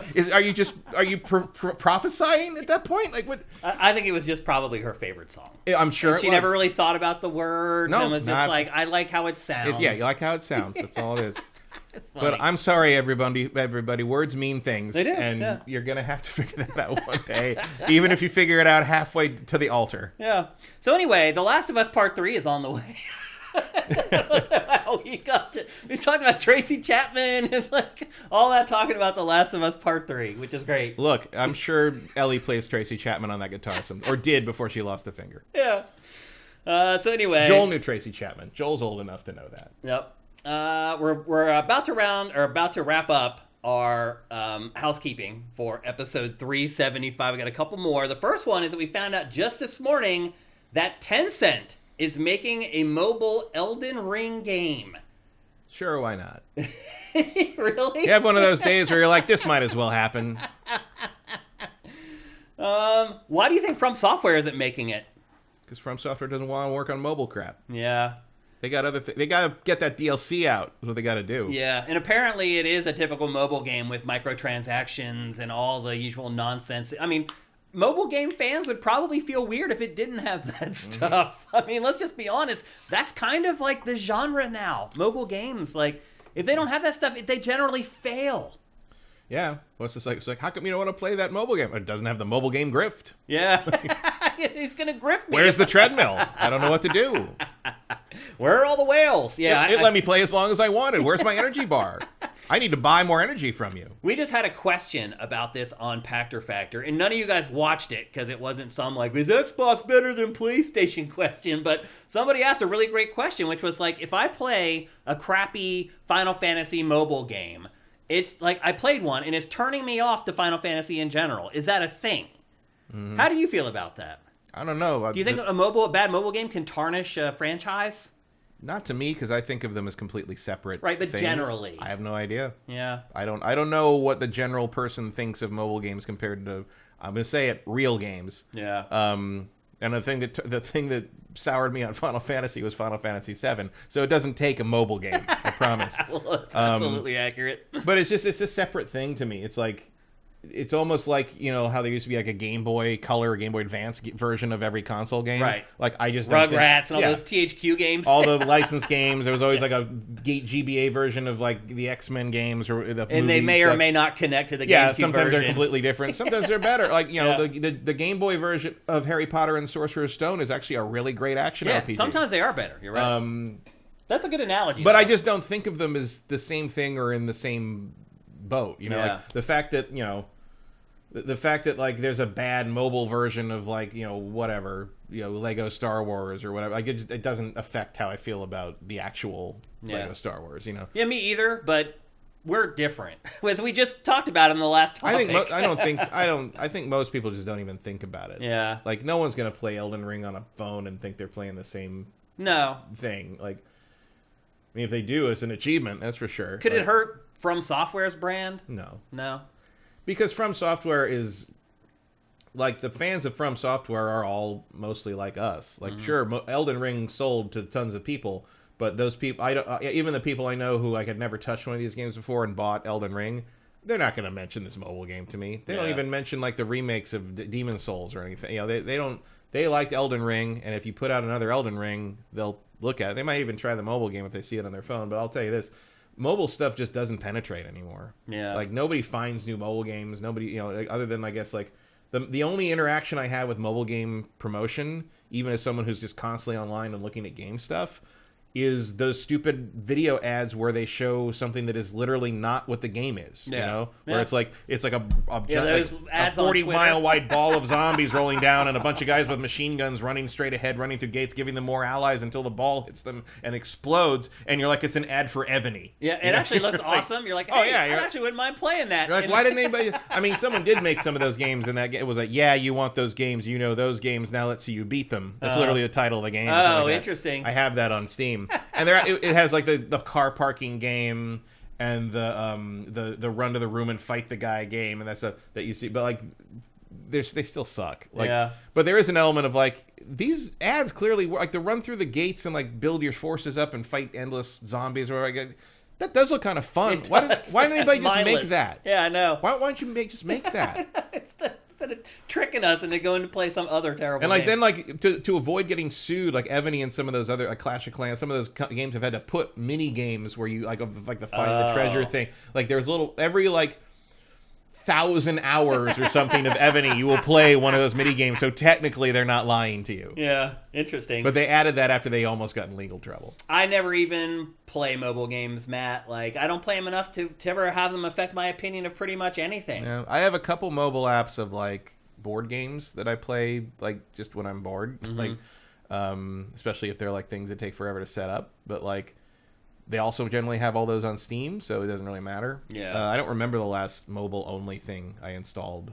Probably like that Marvel Contest of Champions thing. Like that's probably the last thing like that I played. For me, I think it was. Oh, Marvel Snap. That's the last. Oh, that's pretty new popular. hot. That's the last new hotness I played was Marvel Snap. I played it for like a week, and that was enough. Because at that point, I hit the point where I'm like, okay, you want me to start spending money, so I'm going to try it because I want this Venom thing. Mm-hmm. And then I found out that getting the Venom thing was like a 0.05 likelihood. Right. And I'm like, okay, and it's not even the best Venom thing. It's just Venom. Right. And I'm like, okay, I'm not doing. If you let me just buy Venom, that would be fine. I'm surprised they don't allow that. No, it's all gacha stuff. Weird. That's the whole point. Interesting. And the loot box thing doesn't work on me. Yeah. Like, I don't have that. I don't have the gambling gene. The last mobile game I installed was the Lord of the Rings Pokemon Go clone. Oh, yeah. Yeah. That was like 4 years. Yeah. I literally never play games. If I'm going to play games on a flight or whatever, I'm going to play my Switch. Like, I'm going to play real, as you say, real games. So, anyway, it's an interesting question. Get yourself an analog pocket and just play all those handheld all of it games forever. Again. Yeah. Yep. Okay, our last story for today's housekeeping for this week's episode is a little bit of inside baseball. This morning it was announced that IGN staff has decided to unionize and join a union. It makes sense, obviously, with all the things that are going on in the industry, all the layoffs, pretty much every other. By the way, in that story, Matt, it was shared that IGN now has, I couldn't even believe it. I still don't know if I believe this is true, 470 million uniques a month. Yeah, I've heard something similar to that working for them at times. So when I was at Game Trailers, and we literally almost caught IGN for a month, which is unbelievable. Like, for us to do that after being around for 2 years, we fell like 2 million uniques short. They were at like 30 million uniques then. Mm-hmm. They have gone from like 30-some million uniques to over 400 million uniques in like... It's because they're the only ones left? 8 years. That is insane. And if you Google for like walkthroughs or help or solutions to things, they're the first Google thing every time. It's insane. I'm sure that's a huge part of it. Oh, everything is. Organically, they're going to win SEO every time. Yeah. Because as soon as they put something up, it does 100,000 views in like that. I mean, with those numbers, I can't believe that their numbers are bigger. Like, their reviews should be getting like 20 million views. Like, But it's exactly what you said. It's all SEO. And so that doesn't necessarily translate into someone being interested in what you have to say. It just means you have information they want that one time. Yeah. But a lot of people want that one thing, and that happens to be the first. Because like I'll if it's something that just is factual and like how do you get through this part, and I'll click on the first thing, especially if it's IGN, because you know what, I'll click on the IGN one over the whatever game sauce whatever crap below it, because I know IGN's gonna load right on my phone. No, you're right. Like that's part of it. Yeah. It's a dependable website in just a technical specific, because there's so many times, and you know that even though they're going to throw ads at me, I know where the ads are and I can close them quickly. Like, no, you're right. Some of the other ones, because sometimes I'll want like a solution or information that is not like super mainstream. If it's like Dave the Diver, a couple times I had to go for the places that were not IGN, right? And because they were a little slow, sometimes they're a little slow on the uptake with the surprise hits, right? Yeah. And I had to go to like other places, and it was just like, oh, I can't. The pop-ups are so ridiculous. So IGN is a little dependable in that regard. So it makes sense to me, but I don't think that translates into a brand loyalty. That's the problem. It's like there's nobody going to read Matt Casamassina's take on the GameCube. Yeah. Like there used to be in the old days. Well, it was funny. So when I worked at Viacom and I had game trailers that I worked on, I was also working on Spike.com, and Spike.com was exploding as well, and that's how I got promoted to VP or whatever. And one thing that like the people who worked above me, the VPs, would always say to us, and what we were doing is we were basically like the Daily Beast or whatever, like those men's sites or whatever, where Daily Beast is wrong. Or maybe it is. What's one of the men's sites that sounds like that? I don't know. That just does a bunch of listicles, basically. It built its whole brand on it. Well, anyway, they basically were like BuzzFeed. Well, what was happening was our articles, we would do tons of like top 10 this, top 10 that, and they would go on to Dig and they would do gigantic numbers. We were getting like 500,000 views for like our top 10 lists on Spike.com. And meanwhile, that week's full episode of The Ultimate Fighter would do like 30,000 views. And so the executives were losing their minds over it and were actually kind of angry at me, because we were doing better numbers with articles than their crazy expensive TV shows were doing. And one of the things that they always said to me was, yeah, but this is drive-by traffic. This is traffic that's coming in from the side and in the back door. And I'm like, bro, that's the internet now. Yep. Like, that, I was like, when you're talking like 67-year-old dudes. You're not finding a way to make them stay. Like, no one. That's not how it works anymore, dude. That's not it. Like, what do you think a social media network is? It's people coming from all the different doors. In a sense, streaming TV and movies is the industry finally figuring that out. Yeah. It's crazy. And it took them 15 years. Yeah, well, those old guys would have never figured it out. And I don't think they even work in television anymore, because I think that generation of guys retiring is a key element to why streaming services rose when they did. No, you're probably right. Yeah. Obviously, there's a technical problem there to solve too. But like, I think a lot of it is like you finally had people in charge who were a little older than us, but they understood it better than those guys did. Yeah, they totally did. Trying to tell a 70-year-old guy in 2007 like what the internet was just it was a fool's errand. Matt, we had to set up like group like meetings to teach them how to use Twitter and Facebook. Just to explain to them what it was and why it was important that we did stuff there. Like, that's how it was when I worked there. You go into a meeting and they're like, hey, here's this woman who created the real world. Well, now she's 73 years old. And it's like, I get it. She created reality TV, but she has no idea what she's doing now. Like, retire. Well, as we have experienced firsthand, one hit is enough to secure you in development somewhere for the rest of your life. Pretty much the rest of your life. Yeah. Unbelievable. And is there a bigger hit than the real world?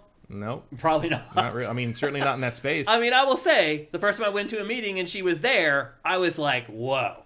Yeah. But after that, I realized she didn't know what she was talking about. You were useful in 1991 for about 20 minutes, and that's about it. Yeah. Made up to be a lot of money, though. But again, even all these years later, you're talking about 30-some years later, you say the real world, and people know what that is. Oh, yeah. And have been on the air for how long? Yeah. It's been 40 years now. Yeah. Survivor gets the credit. That's crazy. 40 years. Not 40.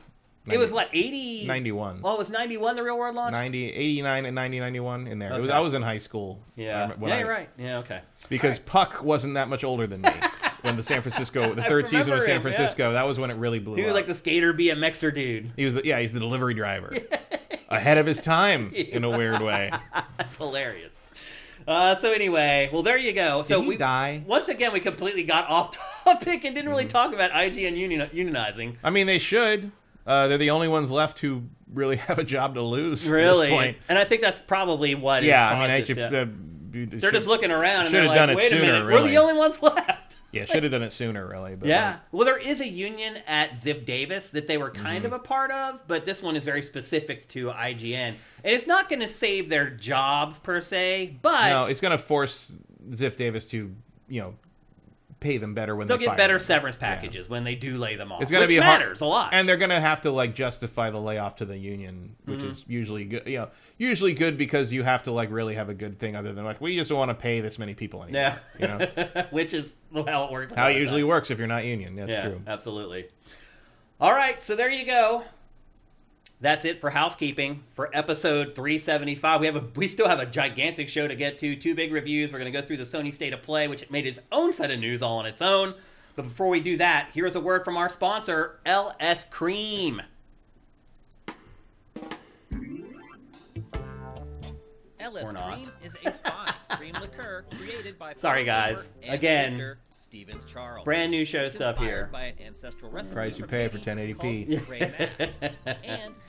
Well, we love LS Cream so much we're going to do it twice. And here you go. Here's our ad from LS Cream. Or not. Is it? LS Cream I can't get it to work. What is going on here? Can't get left. Can't get left. Look, it's Big Ben, Parliament. There he is. Let's start it over again. LS Cream is a fine cream liqueur created by fellow gamer and sifter Stevens Charles. It's inspired by an ancestral recipe from Haiti called Cray Mass, and a double gold winner for its original taste at the New York Wine and Spirit International Competition. LS Cream can be enjoyed on the rocks or as a mixer for drinks with its rich blend of fresh cream and neutral grain spirits with notes of coconut, vanilla, cinnamon, and nutmeg.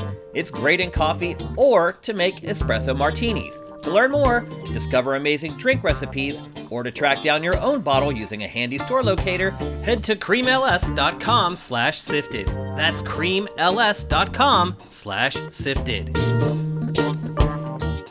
That's right, folks. Go to creamls.com/sifted. Try to remember to use that URL if you can, but if not, that's totally cool. Most importantly, Valentine's Day is like a week away. It is the perfect time for you to go to pick up a bottle of LS Cream that you can share with your significant other on that important day. Mix up a couple drinks, hop in a cab or a taxi, go out to dinner, have a blast. Make sure when you get to the restaurant, you try to order some LS Cream as well. And if they don't have it, you need to tell them that they should get it at their bar. I do that all the time. If I go to a club or a bar and they don't have it, I tell them that they should get it. And they're like, oh, okay. And then they write it down. I don't know if they ever do anything, but I totally try to sell it to them because it deserves to be sold. LS Cream is amazing. It mixes so well with so many different things. And I tell you one thing, it's going to mix great with Valentine's Day. So get out there and do it. Go to creamls.com/sifted. You can find a bottle in your local area. You can figure out how to get it shipped to you. Just make sure you get it done before Valentine's Day. Again, that's creamls.com/sifted. If that's the camera you're going to use, we should put the LS Cream with the Transformers. Oh, you're right. Yeah, as you can see, it's in our wide shot. Right. Yeah, throughout the whole show, you get some product placement. So get another bottle and stick it back there with Megatron, and yep, we can do that. In fact, by the way, Steve, if you're watching the show, I do need more LS Cream. So if you're ready, I can buy it. I'm totally cool with it. I can go to creamls.com/sifted, but I have drank all the LS Cream that you have given. Well, not just me. Me and all my friends have drank all the LS Cream that you sent me, so I'm due for a re-up. It's all him, just right out of the bottle.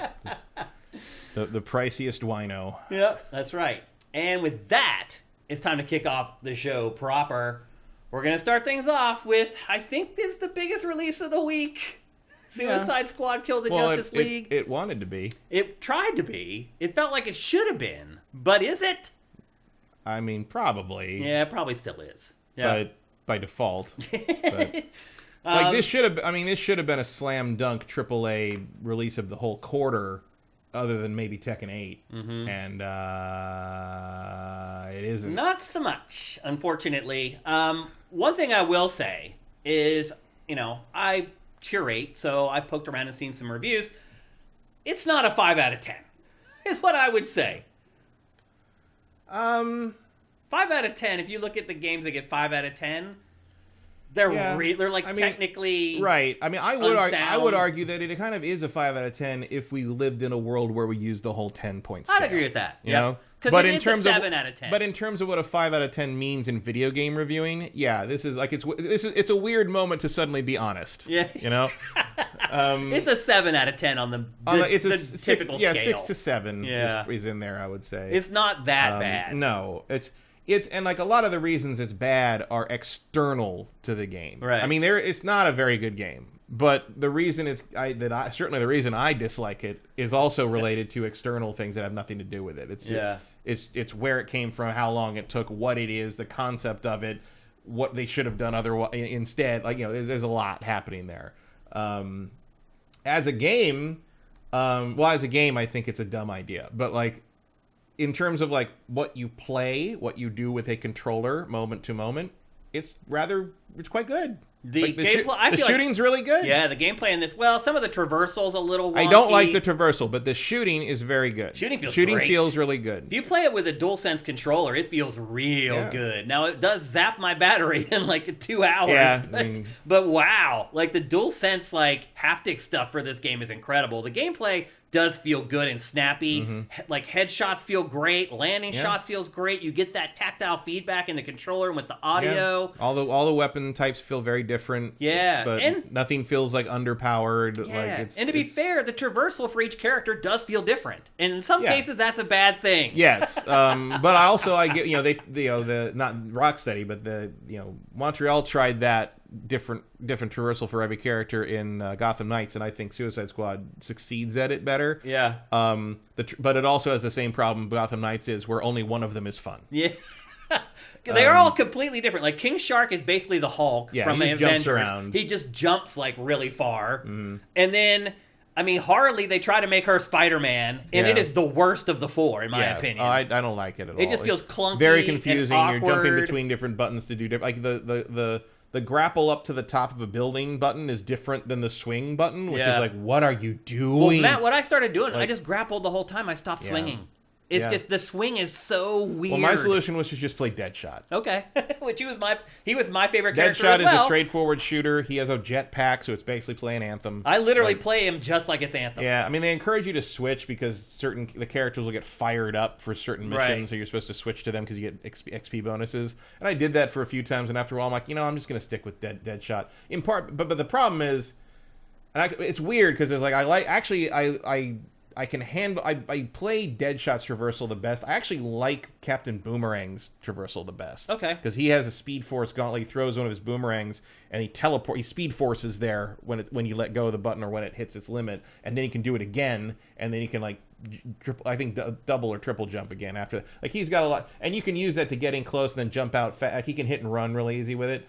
My problem is I don't like his skill set at all. Like me either. Everybody's actually feels like awkward. Everybody's uncomfortably similar, but they're also like just different enough that like if you don't like to play them the way they're supposed to be played, you're not really going to have a great time. And Deadshot was the lowest learning curve and the least frustrating for me to kind of get my head around the control differences. Same. And then like when they want you to switch because of the fired up thing, and you switch over to like King Shark or something, he controls completely differently because the traversal mechanics are altered. And I'd screw up for like the first 5 minutes, and then as soon as I adjust to him, I switch back to Deadshot, and I don't remember how the jetpack works anymore.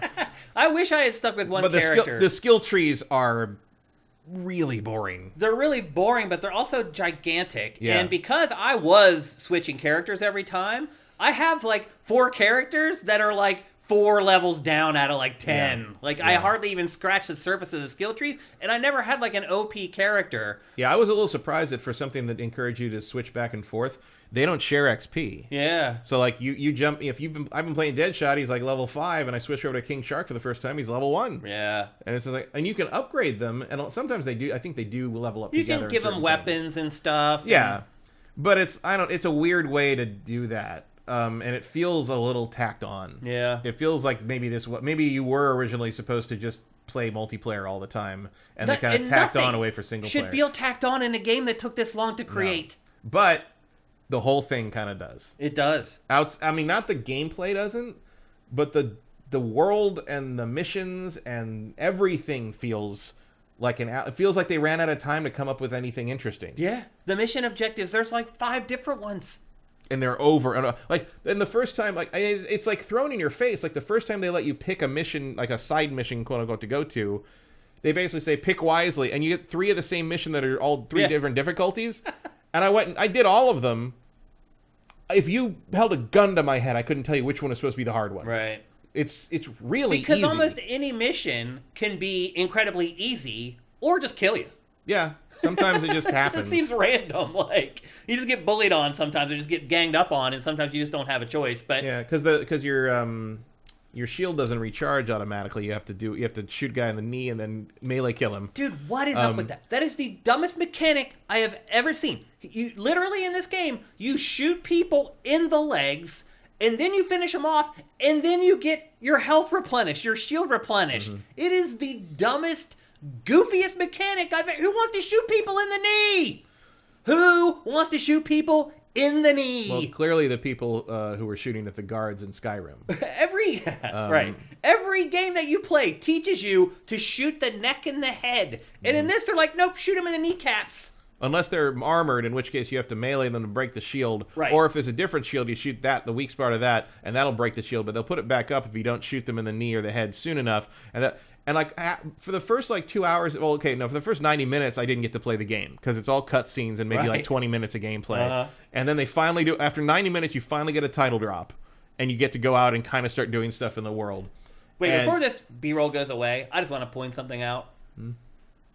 This is the first DLC that is splashed up for you to buy. And of course, it's Harley Quinn in a painted-on outfit where she's basically just naked. Well, it's her original outfit. Right, but shouldn't that be in the game for free? But it's like you're obviously trying to use sexuality to get people to pay, is my point.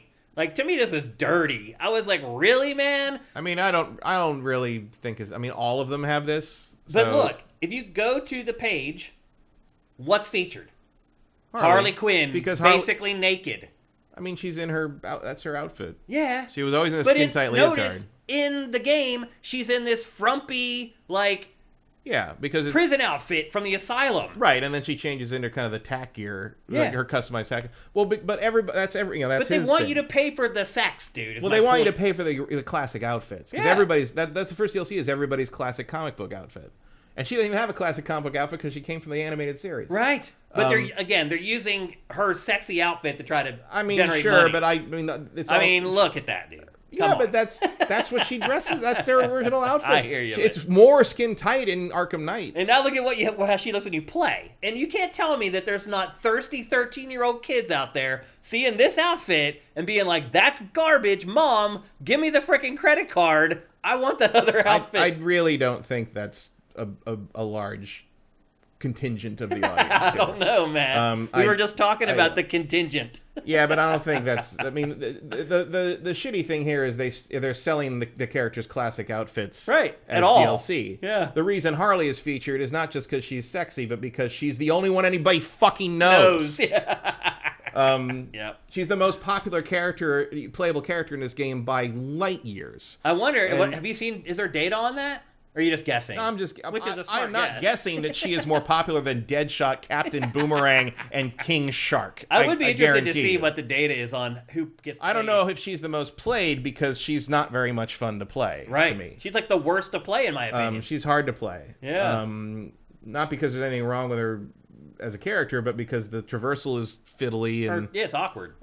Meanwhile, Spider-Man 2 gives you all the classic outfits for free as unlockables. Yeah. And even Avengers gave you a lot of classic stuff for free. I mean, you could play Avengers from the start through the campaign and have everybody more or less look like themselves. Yeah. I think one of the issues people have here who are longtime fans of some of these characters, and they do exist, even Captain Boomerang, they're not dressed other than King. I mean, King Shark is a giant shark. What can you do? Like especially Captain Boomerang and Harley don't look like their comic book versions very much. They have kind of more like modern tack gear, cool leather sort of looks. Deadshot more or less looks like a modernized version of his armor, but like an Arkhamized version of it. I mean, although even the old Deadshot, the white Deadshot, and the other ones, and he really has a problem with that guy. Which is what I do enjoy that their prison outfits do list those are their premieres. Oh. So like he premiered in I think Flash 117 in 1960 or whatever, and her that's cool. Her thing has I think a date, the date of the air date of the first Batman the Animated Series episode she was cool. in. Like that's a nice little. Little There's nod. a lot of nice little like clearly. I mean, people go on about how the people who made this didn't know the comic books. They do. Yeah. Like it's clearly it's just there's a lot of narrative choices here that are. Let's talk about the plot. I mean, it's the same damn plot of every Suicide Squad or anything. Which is one of the frustrations of that first 90 minutes where you're like, we all know where we're going, guys. You're going to trick them there. to get the bomb in their head. That's a problem with this IP, though. It's like it's kind of like pigeonholed into like, this is the way it's always going to be. Because otherwise, they're not the Suicide Squad. Yeah, and it's like it's also not a super interesting idea. Like, once you've seen it once, you can just get on with it. Yeah. Like, and it's funny because it's like, one of the reasons they have to set this up so much is because they've teased it twice in previous games and they just never did anything with it. And then the one they teased it with mainly was the post-credit scene of Arkham Origins, and that was Deathstroke. And Deathstroke just disappeared because you beat him in Arkham Knight. Yeah. It's making this an Arkhamverse game is bonkers. It really is. It makes no sense, really. Yeah, and Harley is nothing like the version of Harley that's been in the other games. I guess Arkham Asylum changes a person, but like she's just not like that. Her like, voice is completely off. Well, it's Tara Strong. She does a very different. She sounds like some chick from New Jersey that I knew at Temple when I went to college at Temple. I mean, Harley's always had a Jersey accent. Yeah, but she doesn't sound like Harley. She sounds just like typical Jersey Right. chick. I mean, no one really sounds like Arlene Sorkin, the original voice, who was her in Arkham Asylum, and then I think Tara Strong did her for the other two games. But this is a slightly deep. She's doing more of a Margot Robbie Harley in this. But even Margot's better at it than Margot is much better. Yeah. I mean, I have no issues with Margot's. Me either. Also, Margot's Harley is the same person in every movie. Yeah. Like every time she shows up, I recognize her as Margot's version of Harley. I do not recognize this Harley as the same character who was in the Arkham games. Me too. She behaves differently. She has a totally different outlook on things. At one point, she lectures Bruce Wayne Batman for being mean and beating people up and hurting people. I'm like, in Arkham Knight, it is canonically established that you beat a child's teeth out with a baseball bat. Jason Todd, that's one of the things Arkham Knight says happens. And at a certain point, you can't keep blaming Joker for the choices you made there. Yeah. Like, this is not a character who gets to be high and mighty about anything. Except through the virtue of her own delusion. But the story doesn't really seem to see her that way. She seems to be the most... She's like the most empathetic of all of them. Yeah, she's kind of played as like the most like normal of them, or like the one who sees things more clearly, like than a normal human would. Yeah, like Deadshot is almost shown to like portrayed as like a coward for wanting to get out and like see his family. Well, he's also like the meathead of the group. He is. You would think King Shark is, but he's actually like the intellectual one. Right. Well, King Shark's not stupid. He's just naive about the dry land world. Yeah. Which is he's the best one. Although he's basically just Drax from Guardians of the Galaxy. He has great lines. But he's the funniest. Some of the writing in this is pretty good. Yeah, like it would be a decent direct-to-DVD DC movie. Yeah. And it is 3.5 hours long. If you just put the cutscenes together. It's like a 12-hour game with 3.5 hours of cutscenes. So.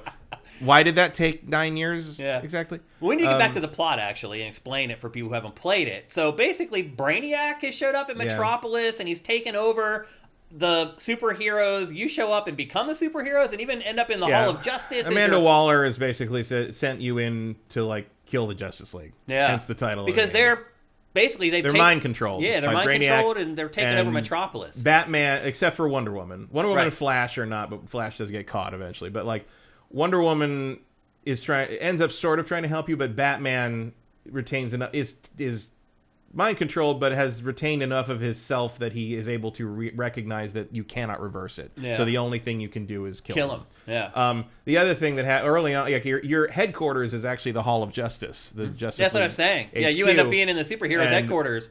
Which is interesting in two ways. First, that and the museum exhibit, which recounts all the events of the Arkham games, where you're like, oh yeah, we're gonna recap all the things that were better than this, and then you go to and the other thing that blew my mind about that is you go around and press a button and activate all the different exhibits. They talk about all the different characters. Yeah. Almost none of these characters react to any of it. Yeah. Even Harley barely has lines Batman. reacts to Batman, reacts to Joker. like a couple of things like that. But like in general, it's like no one has any responses to it. And I had to switch between characters to try and see if anyone had anything to say about anything, and they generally didn't, which makes me think that was added later. And then you go to the How is anything added later? Because this game was in development for like 9 years. I don't think they decided to make this an Arkhamverse game until later. Maybe. To try to make it more appealing to somebody, but I think it backfired. Yep. But then you go to the Hall of Justice, and there's all these exhibits. Like because apparently this happened on a day when a bunch of children were supposed to visit the Hall of Justice and meet the Justice League. So there's all these weird hologram exhibits where the Justice Leaguers talk about who they are and what they do and da-da-da. And you find out that after the events of Arkham Knight, Batman basically went underground and became the Demon Bat and fought crime in Gotham by using Scarecrow's fear gas adapted for that. And then at some point the Justice League formed and invited him to join, and he decided to come out of hiding and be Batman again and join the Justice League. And I'm like, do you understand that that's a way more interesting story, Batman joining the Justice League, than what you're telling here? Like a game where you play as Batman as the Demon Bat and then halfway through pivot to having to become Batman again in the concept of a global style Justice League. That's a great game idea. Really is. That's a good story. Having to play Batman alongside all these fucking demigods is a cool idea. And then they made this. This plot did not keep me going. No. It did not motivate me to keep playing. The gameplay did. The gameplay, but also like, I don't know, like maybe I haven't, like I got about halfway through this before I decided to start watching the cutscenes on YouTube. Because I'm like, this is just the same thing. Well, you can see where it was going, Yeah, and like, and I'm not a shooter guy really, so I've seen videos online where like people are doing really amazing stuff in there, but I don't care to know that any more than I wanted to become like a super awesome Borderlands player, right, you know? Yeah. Like if you're a big fan of like Vanquish, like there might be something for you here. Yeah, you saw the sliding there. Sliding and all that. Like there's an element of that to this. Yeah, and like some of the enemies you saw earlier in that one clip, like I was trying to shoot the one enemy with a sniper rifle. Well, that was one of the enemies Matt was talking about earlier, where you have to go in and melee to break their shields. And there's stuff like that throughout the entire game where like you try a weapon on an enemy, it doesn't work. You have to kind of fiddle around with stuff until you figure out what they need. There are some missions later on in the game where you need to take down specific enemies first, because then they drop something that you pick up that powers you up, that allows you to take out the other enemies in the mission. And those missions got annoying after a while, man. Like, you have to keep constantly using your scan ability to figure out where the enemies are that you need to kill first, so you can pick up the thing and then go kill the other enemies. Yeah, they're the most standard online open world activities you can imagine. Like they reminded me of like Fallout 76 stuff from the first 2 years. Yep. Another common mission is there will be like a bus. Yes, really a bus that will be parked there, and you need to go from one location to another, wiping out the enemies and then picking up people who are hiding, take them back to the bus and drop them off. That mission type repeats over and over again. In all honesty, Matt, my favorite mission type in this was... When you play Suicide Squad, you're expecting an escort mission. Here you go. Like, pretty much.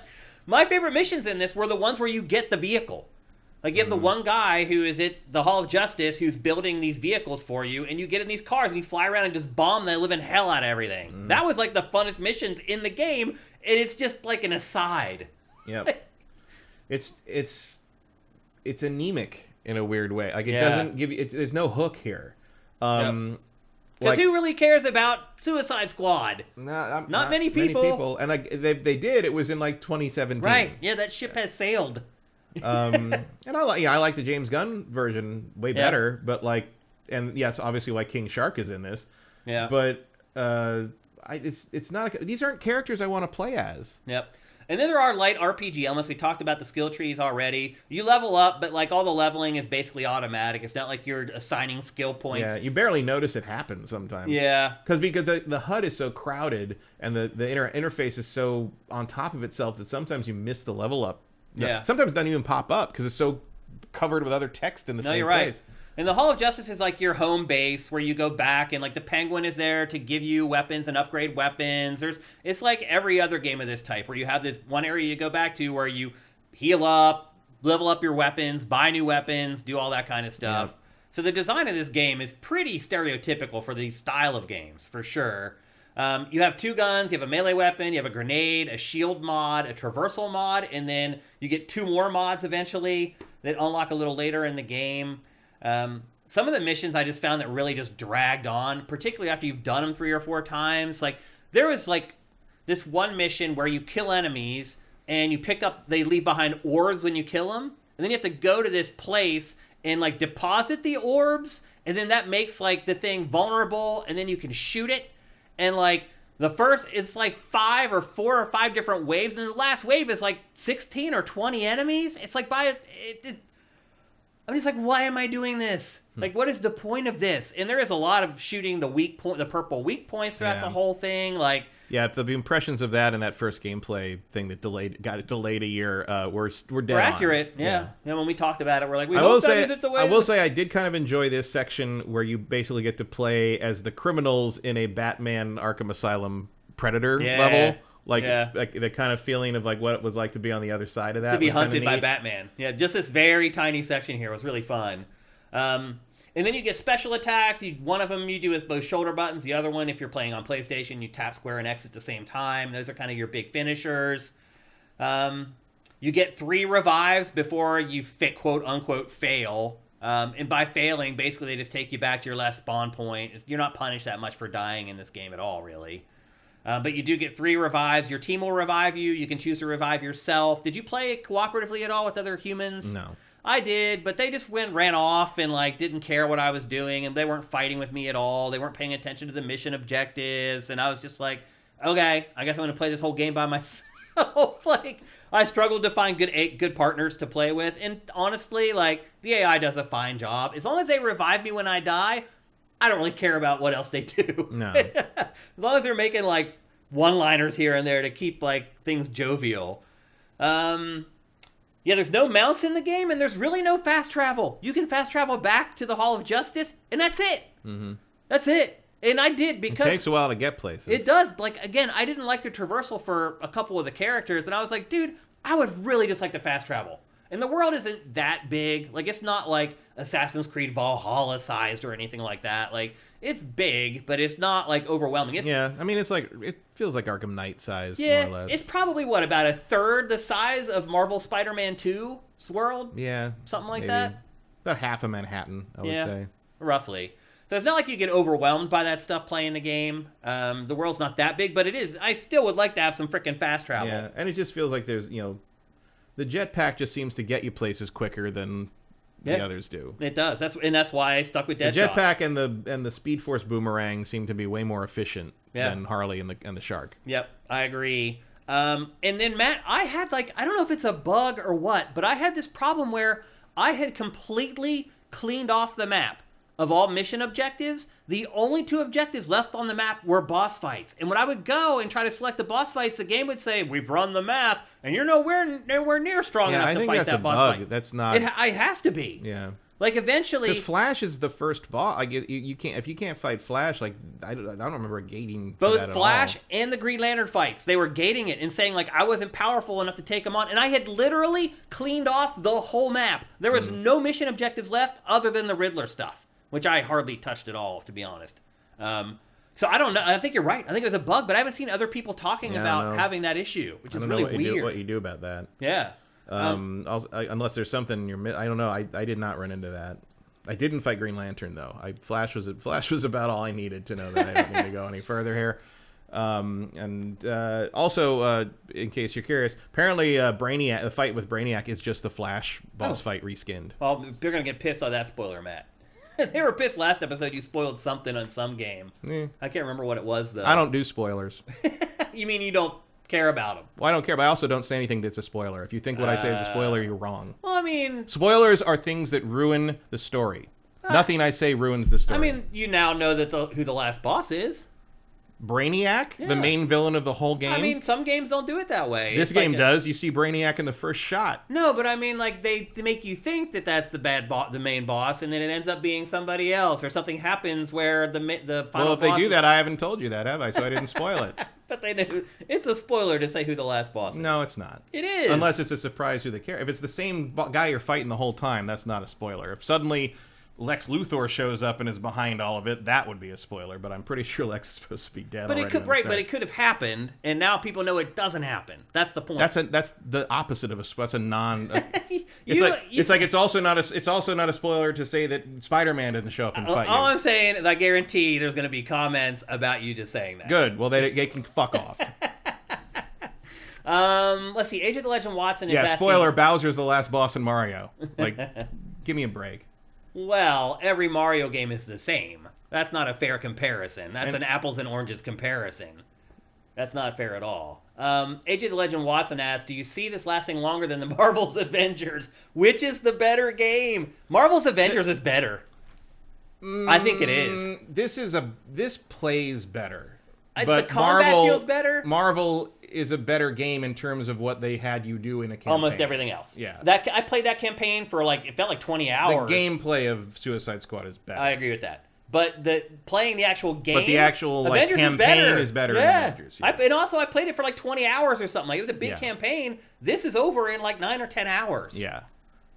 Which again, how do you work on a game for that long? That's only 9 or 10 hours long, and 3 hours of it is cutscenes. I also don't think this will last as long as Avengers did. I don't either, because Avengers, they shut that down in a year, right? Yeah, I think this may be done and dusted in a month. I think, because the biggest factor here is going to be sales. For Warner Brothers is a mercenary company. If it doesn't sell what they more thought than it would any sell, other publisher, they're not going to sit here and let them Cyberpunk 2077 this thing. They're going to they're going to Babylon's Fall it.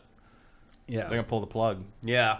So, and then once the network is gone, I mean, I did play most of this by myself, but... Yeah, I mean, you can play this offline, no problem, but it's but again, even where people are talking about, it sucks that, all of my favorite Justice League characters got killed because it's killed the Justice League. And then, Rocksteady's well, in other seasons, the multiverse is there, so there might be other versions. They might not be totally dead, or because the Joker's coming back because he's from another multiverse. And it's multiverse is the ultimate cop-out. But, you can just renege on everything you've ever done with the multiverse. Yeah, well, welcome to reality. Multiverse might be real. It's possible, but and I don't agree with that. There's good ways to do multiverse stuff, and there's bad ways to do multiverse stuff. But it is always a cop out. You can always just say, "Oh, that happened in that timeline," but in this other timeline, right? But it takes the consequence out of the prior experience. I don't agree with that at all. It does. I'm speaking for myself, Matt.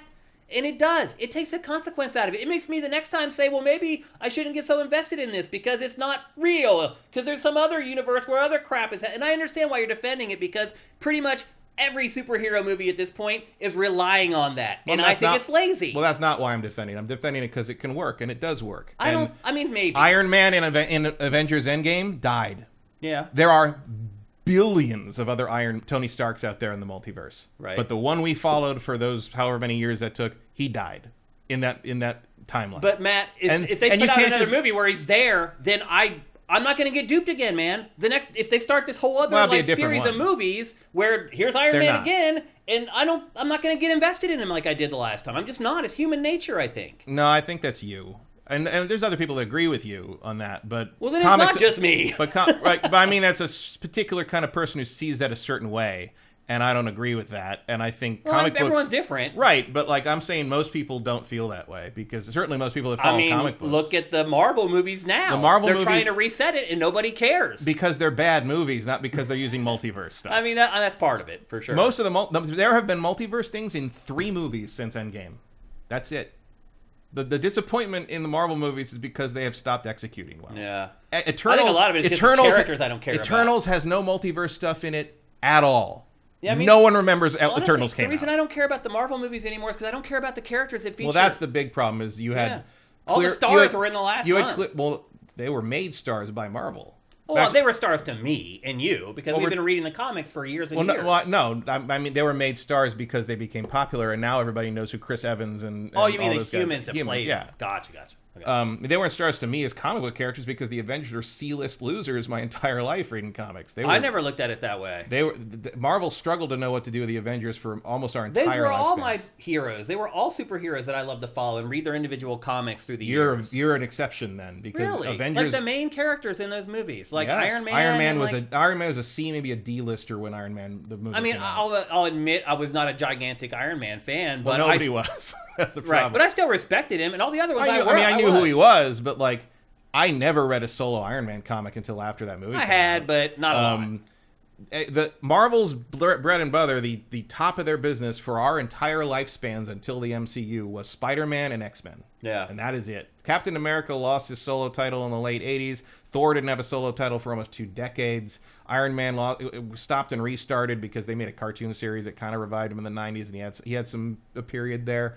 But the Avengers, their book got canceled. The only time they were ever relevant was when they crossed over with X-Men. And actually, you can't forget. I mean, you can forget because it was forgettable and nobody fucking knows it because nobody read these books. But in the late 80s to the early 90s, the Avengers lineup was like Crystal, the Black Knight, you're right. Hercules. No, back then you're right. The like, bunch I of didn't care. the swordsmen, and it's like they'd show up and you're like, who are these idiots? Like, no, basically, the Avengers team was too much of, and Hawkeye was always on the team because Hawkeye has nothing better to do. But like, you're right. the fact that if you had told me in 1991 when I was working at the comic shop and as deep in the comic book shit as I ever was, that in like 20 years there'd be an Avengers movie come out and make $1 billion, I'd be like, you're out of your fucking mind. Like, well, back then you're right though. They were in this weird rut where they had a bunch of characters in it that nobody cared about. They made these things household names. I mean, James Gunn made a talking raccoon and a tree household names with one fucking movie. Yeah. And like, I think that shows you the magic of writing. You could do that with Suicide Squad if you did a good Suicide Squad thing, but they haven't. Yeah. I mean, Harley caught on, but I think Harley was already pre-molded for them. Yep. And part of the problem is they're not interested in making these characters who are established as something into some character. The characters in Guardians of the Galaxy have almost no relation to who they were in the comics before that movie came out. Now the comics are all like that because they mold themselves to be. Tony Stark didn't make a sarcastic quip in the history of his fucking existence before. No, you're right. Yeah, Robert Downey Jr. He wasn't funny. Right. And now after Robert Downey Jr., he is funny. Yeah, he made that character. So sure. I'm saying, same with King. I mean, look, King Shark. That version of King Shark, that's James Gunn's King Shark. Yeah. But maybe do that for Captain Boomerang and Deadshot, and you might have something. Yeah. Like, you can make me care about a character if you tell me a good story with them. This is not that. Yeah, I agree. So, is that 2 thumbs down from us? Because I'll be honest with you, Matt, I had to pay for this game. I talked about it a couple weeks ago that Warner So Brothers... did IGN. Yeah. Apparently a lot of people did. They knew. Warner Brothers knew what they had. They probably did. So I paid for this with my own money, your money. You're our patrons, and you paid for this game so I could cover it. $70. I feel ripped off. I mean, it's like 9 hours long. I don't see myself going back. I don't care what DLC they release. Like, I'm just not really interested in playing it anymore unless they can come up with some interesting mission objectives. Also, Nolan Bozo's makes a good point. At the same time, the Avengers are a bunch of losers. So is the Justice League. Who was in the Justice League then? Booster Gold, Blue Beetle, there Fire, was that weird Ice, period. Yeah. Bloodstone, who was actually Martian Manhunter in disguise. It wasn't until the mid-90s when Grant Morrison did JLA and was like, I'm bringing back the big guns, and they did the big 7 again, which is Superman, Batman, Wonder Woman, Martian Manhunter, Flash, Green Lantern, and Hawkman. Yeah. And Hawkgirl as well. All the characters that were in the cartoon, basically. Exactly, that was right alongside that, absolutely. And that was a great cartoon. That was why the cartoon came about, was because JLA revived the Justice League as a concept, because they'd been a bunch of, especially after the Super Friends, they basically were like, oh, everyone thinks the core DC characters in the Justice League is a bunch of cheesy crap, so we're gonna change it up. It became Justice League International. Post-Crisis stuff messed with that, and finally they realized, like, oh, if we put our big heavy hitters on this team and make them work together and fight that was the key that Morrison figured out. It has to be a threat that you need all those big guys together to fight. Like, it has to be something that you're like, oh, if they didn't have Superman and Wonder Woman and Martian Manhunter and Green Lantern, they would have lost this fight. Yeah, that was the big change. I remember Aquaman was in that cartoon too. Aquaman was in there. Yeah. Yeah, I love that cartoon. Apparently the tutorial of this originally was murdering Aquaman. Really? That seems to have been cut at some point. But I heard that at one point the intro to the game was basically killing Aquaman. Wow. Which would have been pretty funny. Well, let's check in with you guys, because I'm guessing you guys have been playing it too. It's been out for the whole weekend at this point. I'm sure some of you guys felt weak and went and bought it. What do you guys got to say here about it? I pirated it, and I still feel ripped off, said Silk Snake. Oh, don't talk about pirating stuff in our stream, dude. If you're going to do it, keep it to yourself. I don't want to hear about it. Let's see. Well, it looks like no one's really saying anything, which just says all that needs to be said. It's interesting that it's really already almost left the discussion online. Yeah. Like, I mean, you've got people that, for whatever reason, have decided to make it their whole personality that the game is being unfairly hated and maligned, which is like, okay, if that's how boring you are, I guess that can be a thing. Zed Saber says I fell asleep during the Eternals movie. I'm not surprised by that at all. Yeah, I like the Eternals, but I understand why it didn't hit. Yeah. Like, it was very pretty, but it was just sort of, why are you doing that? Yeah. Look, so a lot of people are saying, look, multiverse is lazy booking. Well, I don't care what anyone says. I'm talking to you. Okay. Also, again, it's wrong. Stuff. Some of the, I mean, a multiverse movie won Best Picture last year. There is such thing as good multiverse. Oh yeah, I don't say it's just 100% trash or anything. But it can be super lazy writing. I think in the case of what they're doing with Suicide Squad here, it is super lazy because it just means, it literally means nothing matters. Again, why are you setting this in the Arkhamverse if you wanted to use Joker? Right? Aramis Jones right there, he nails it. It's a live service game. It's not 10 hours. It's potentially hundreds. The campaign is just a tutorial for the real end game. And you're right. That is how they frame it. Yeah. It's hilarious. I can buy that for something like Diablo, but this is a game where there's people I've seen on like Reset Era and stuff that are already like master level 50, Jeez. which means they've leveled over again to 50 after in the end game. And I'm just like, what are you doing? AJ asks, is it worth watching the cutscenes for the story? How good is it, Max? I haven't watched them all. It's fine. I think there's a bunch of dumb choices in it. The way some of the Justice League people die is stupid. What happens to Wonder Woman is stupid. What happens to Batman is... I know people have freaked out. They're like, oh, this is the farewell to Kevin Conroy. It's like, they didn't know Kevin Conroy was going to die when they made this fucking thing. Yeah. Weirder shit has happened to Batman in Elseworld stories. It almost feels a little bit like a cheap, like, marketing... A little bit, but like which would be really gross. Well, they aren't doing that. Like Warner Brothers isn't doing that. The fans are saying that. The fans are the ones. I think you're saying Warner Brothers. No, the fans are saying like, "How dare you make this the final performance?" First off, it's not. He recorded lines for 2 other projects that aren't out yet. Oh, okay. Second, like that's a stupid way to criticize this thing. You don't bring a dead voice actor in as some kind of like justification for not liking this scene. I don't like the scene in which they fight Batman because I think it's a really weak way to end the Arkham version of Batman. Mm-hmm. Like, if you go back to play Arkham Asylum and think that's how this Batman ends up, that's terrible. That's really stupid. Which again feeds my thing of like, I don't think this was supposed to be an Arkham game originally. Doesn't feel like it. And like, it feels weird to do. And like, there's things where like when you beat Flash, there's a lot of people complaining that like Captain Boomerang pisses on his corpse. Mm-hmm. He doesn't do that, but he mentions it. And it's like, but he wouldn't. The thing is, like, Flash's Rogues Gallery is weird in that they respect him because he respects them. Like, there's a whole thing, and you'll see this in the cartoon, you see it in the comic, it's very somewhat in the CW show. Like, he wants them to be okay. He wants them to be rehabilitated, and he helps them. Like, he's like, if you need anything before you try to commit a crazy, weird crime, call me, and I'll come help you. I'll help you. We'll figure it out. And, like... So he's actually like the most successful of the main superheroes at kind of rehabilitating these guys. And they all don't like him because he stops their schemes, but they respect him because he tries to help. And that's kind of they use that as a counterpoint to him in Batman sometimes, where Batman throws all his villains in like this horrible pit called Arkham Asylum. And whereas like Flash goes and checks on them every weekend. Yeah. And... Obviously, this is its own universe. It's a multiverse. It's you can have it's Elseworlds. You can take different versions of different characters. For God's sake, there's an Elseworlds where Batman's a vampire. You can do wildly different stuff, but you got to justify it a little bit to me if you want to go. You got to be a reason for that. And the only reason to make Captain Boomerang this horribly unpleasant asshole to literally everyone, including the Flash, seems to be because that's the only personality that could come up with it for him. And it's just it just. Along with the whole, like, oh, we're going to get another universe's Joker because we want you to have the Joker as a playable character because we think that'll sell as DLC and sell you season passes, like, that just feels like lazy bullshit to me. Yeah. And none of it is very satisfying. There's some good moments here and there. King Shark is kind of funny. He is funny. I think he's pretty consistently funny. Yeah, more or less. Like, he's the best. He's the standout character of the main four, for sure. The tech is very good. Like, the animation is very good. Yeah. Like, it's a great...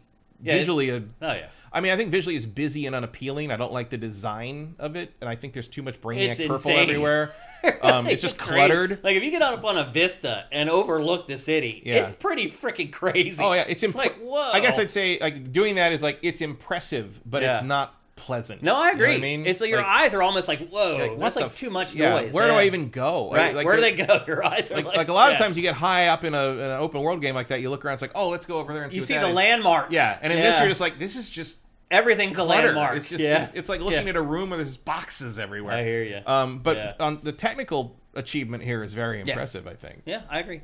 Even just the fact that because when Harley does the traversal thing, she grapples onto this bat drone. Yeah. And that bat drone is always there. It is. It's always flying around and roosting on something.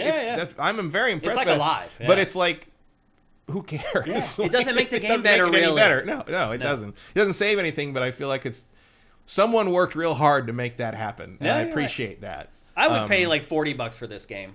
That's what I'd be willing to pay for it. I would be willing to pay $20 to watch it on Blu-ray. Okay.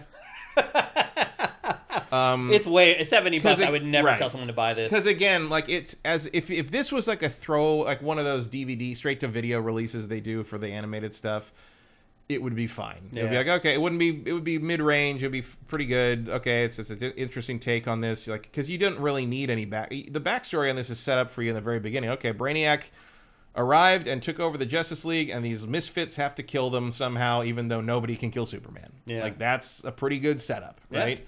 Yeah. But as a game, it's tedious. As a follow-up to the Arkham games, it's a fucking crime. It really is. It's not even the same league as the Arkham games. As Rocksteady's first output in almost a decade, it's inexplicable. It's really disappointing. But so many people have left there now. Yeah. Now you're seeing it. The brain drain. Yeah. It's just like Rare. It's like you can buy the name and the logo. You can't buy the people that make the stuff. Mm-hmm. And you lose those people. And on top of all of that, I think it would be received a little better if it wasn't such a blatant game as a service. Yeah. Attempt. Yeah. Like not even this. I mean, the gas stuff isn't even all that obtrusive. It's just sort of like pops up once in a while and whatever. And there's a season pass and whatever. And they keep promising that if you don't like the stuff that's in there, this is just season 0. Like, how dare you call something I spent $70 on season 0? Yeah, it's like off. Give me a break.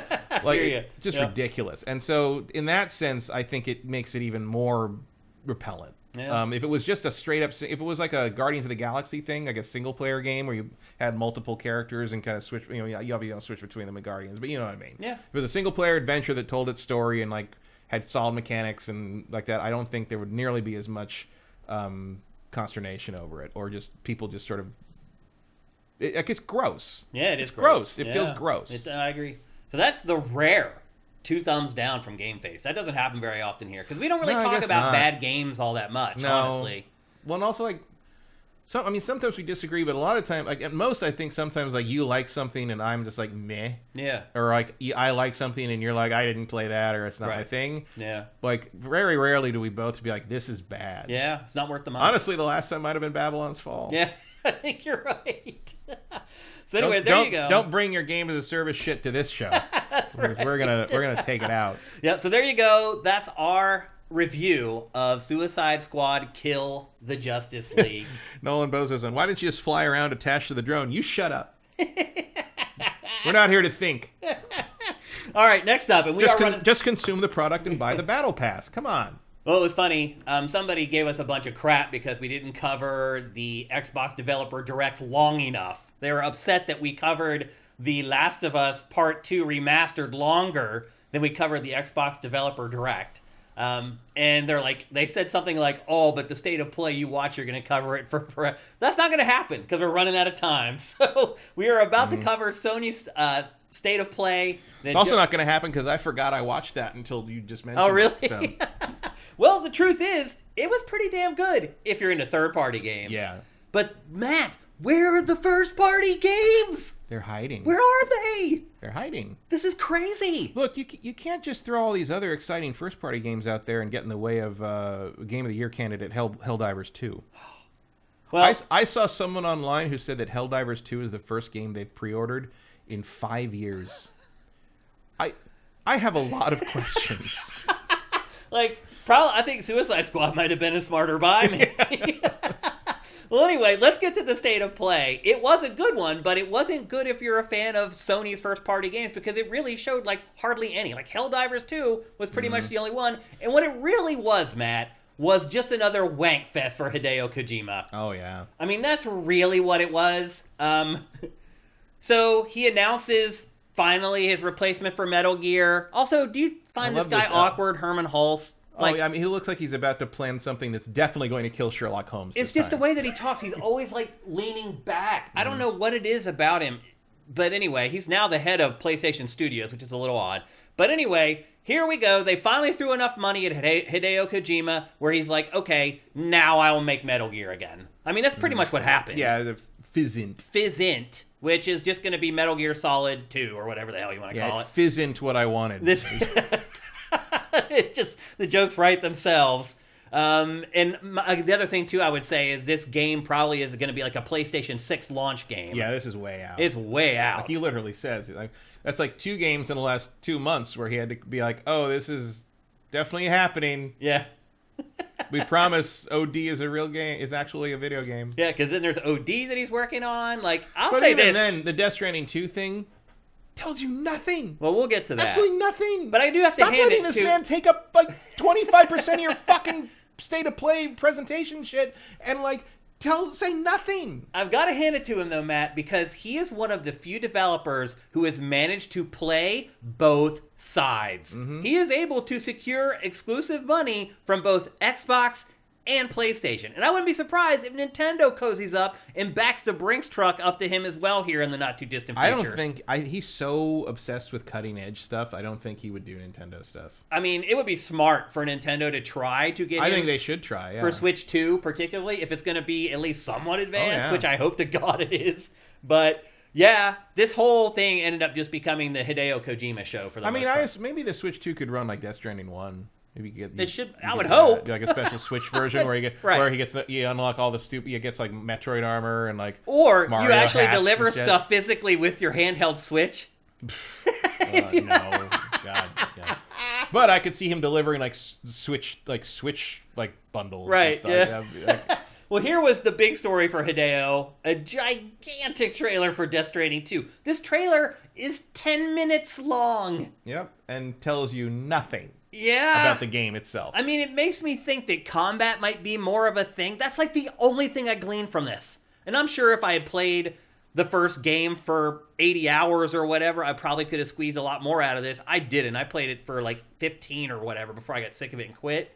But this didn't tell me hardly anything about what's going to be in the next game. Again, fans, I'm sure. Just George Miller is going to be in it, from what I got. Other than it seems like combat might be more of a thing, only because they focused on it so much in the trailer. Maybe. Like, that would be weird for him, though. It would be weird for this franchise, of course, too. Like, it wouldn't make sense, but maybe they're trying to push this into a more action-oriented space so that it sells better than the first one did. I don't know. Mm-hmm.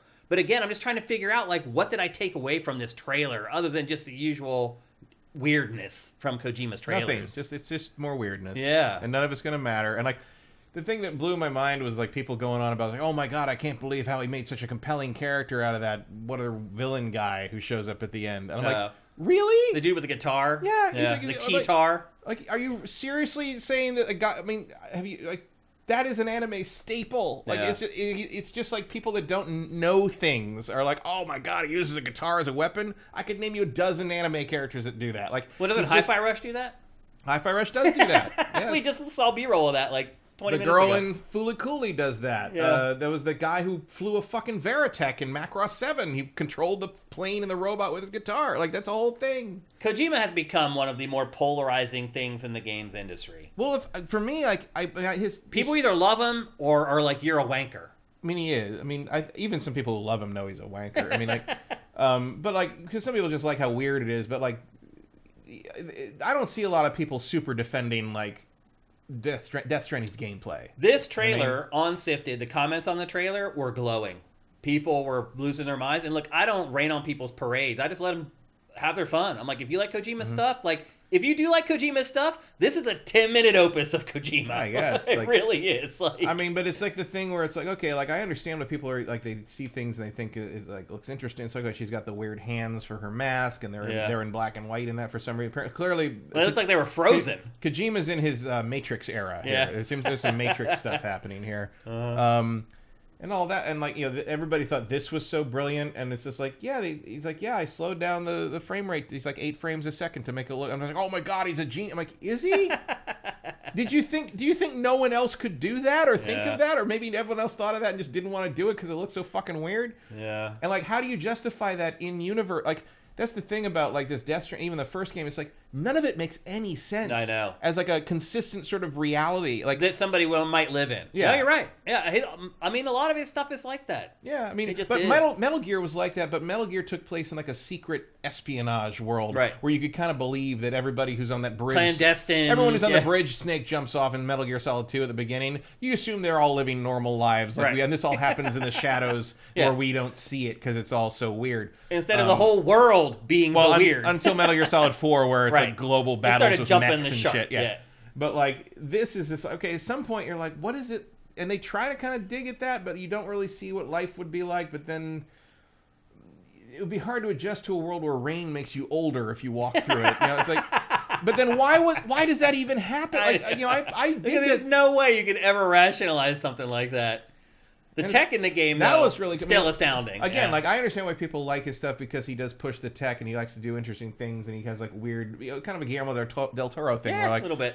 like, which is I'm sure why Guillermo's involved in these games is like they're kindred spirits in that regard. Yeah. And I like maybe 2 Guillermo del Toro movies, Right. if it comes down to it. But I think everything he's ever made is fascinating to look at. Yeah. I think that's true of this too, but I already know that when I play this, it's going to be a bunch of unsatisfying gibberish. It's not going to be as fun and as I'm the not trailer going to looks. care. Yeah. Yeah. Like, and again, maybe the trick is you should let him make movies. But also, I don't think any of his stories have really been very well written. So I agree. Yeah. I don't know what the appeal is. I think it's just that he's such a weird rebel. Like, Yeah. he's like kind of a bad boy in the sense that he doesn't do anything that makes any sense, and he doesn't follow trends, and he doesn't like, you know, this is certainly not what you would say is focus tested in the marketing department. Yeah. And you got to respect that to some degree, but it doesn't mean I got to like it. Yep. And then the big news from this is that it's not coming until 2025. So not coming and this On the year. Beach is an interesting subtitle because that's clearly a reference to the book and movie where the world has already been destroyed by nuclear weapons and an Australian submarine surfaces on a beach basically to like the only thing that's I'm left are familiar the with people it. in a submarine. Yep. Yeah, this guy Troy Baker back again as Troy Baker in makeup. How does he even do all these jobs? He's prolific. It's really insane.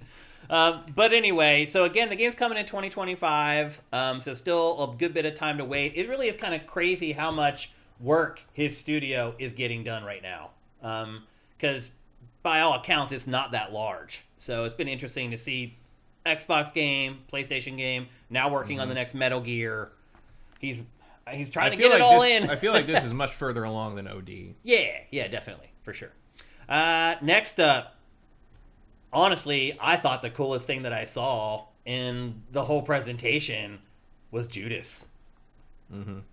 So this is Ken Levine's new game. Ken Levine is the creator of BioShock. Ken Levine shut down Irrational Games to go make the same game Irrational Games Yeah, were what the making. hell, I'm not sure what the deal was with dude? that, but okay. I mean, here's the thing. This game looks awesome. I just want It to say that out looks front. But Well, it looks interesting. it I don't is think we've just really seen BioShock. It is. It could definitely be BioShock Whatever, 3 4 or 4 or whatever you want. Yeah, like, BioShock subtitle. he whatever. went somewhere else, built a whole new team, had to start all over from scratch to make the same game. Ahead of his time though in the multiverse thing. Yeah, but the game looks awesome. I'm really excited for this. This moved the needle for me big time.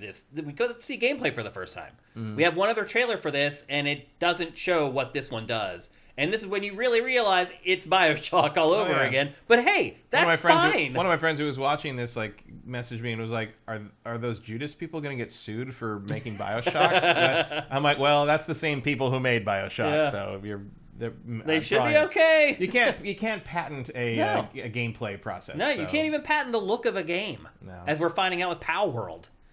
So they're totally clear, and I'm just glad there's a new freaking BioShock coming from the guy who made BioShock, because 2K is working on a new BioShock, but it's not being made by the people who made BioShock. So to me, this is the real sequel. This is the real next BioShock. Still don't have any idea when it's coming out, but it's PC, PS5, and Xbox Series. My guess is 2025. Yeah. Although I don't know that we had that one guy who was working on it in the chat last year who said it was much further along That's than I true. thought. That's true, actually. Yeah. Sure. So, Sure F, I think. Yeah, my guess would be 2025, but I also won't be super surprised if it's this end of this year. That'll be awesome. We need more games for Q4. But anyway, that's Judas, and it's looking hot. PC, it's only PS5, and February. Xbox Series. Yeah, it's still early. Next up, the biggest surprise of the entire state of play was a brand new Silent Hill game that was shadow dropped immediately and free. Mm-hmm. Did you play this, Matt? Nope. I played it. I played the whole thing, and it sucks. That's what I figured. It is, like, I understand what they're trying to do here. This is one of those games where they're trying to, like, teach kids to not bully other kids, and there's a message here. It's basically about a girl who is undergoing trauma and is suicidal because she's being bullied by her peers, basically. And then she escapes to this place inside her mind, essentially, to escape it, but then ultimately ends up dealing with her depression, or does she? It is a first-person... It's not really survival horror. There's no weapons. You just walk around with your cell phone camera light. And there's, like, apparitions that, like, chase you at a couple different points. And if they catch you, all that happens is they just set you back, like, 10 feet or whatever. Yeah, from what I got from the trailer here was like, what if Fatal Frame but boring? Pretty much. It's just a walking simulator with a couple scary points. Like, there's this one character that the girl idolizes, and she talks about her the whole way through the game, and eventually you find out that girl isn't what she seems, but still, I mean, I'm terrified. I can understand why it's free, I guess is what I'm getting at. Like, if they had tried to charge for this and people were reviewing it as something that you had to pay for, it would get murdered. No pun intended. I did not really enjoy my time with this all that much. The approach on Silent Hill these days is very confusing. They can't figure it out. Like, why it's not make that this? complicated. I don't know. Well, they announced like a year and a half ago that they're revitalizing Silent Hill. They're like, Right. we got like 4 or 5 projects in development. But you think this is how you do that? No, Also, like, no. you haven't made a good Silent Hill hasn't had a good game since 2001. Yeah. Go away. I know. I mean, now when was 3? 2003? It was a little later. Yeah. 2003, early Yeah, I 2004? think it was. Silent Hill 3 is the last good Silent Hill product. Yeah, because So- when it started going downhill with The Room. Yeah. That's where it started Which going- wasn't even supposed to be a Silent Hill game. Right. Originally. Yeah. And then you had Homecoming and Downpour and Origins and all. They're all just blech. Yeah. Blech.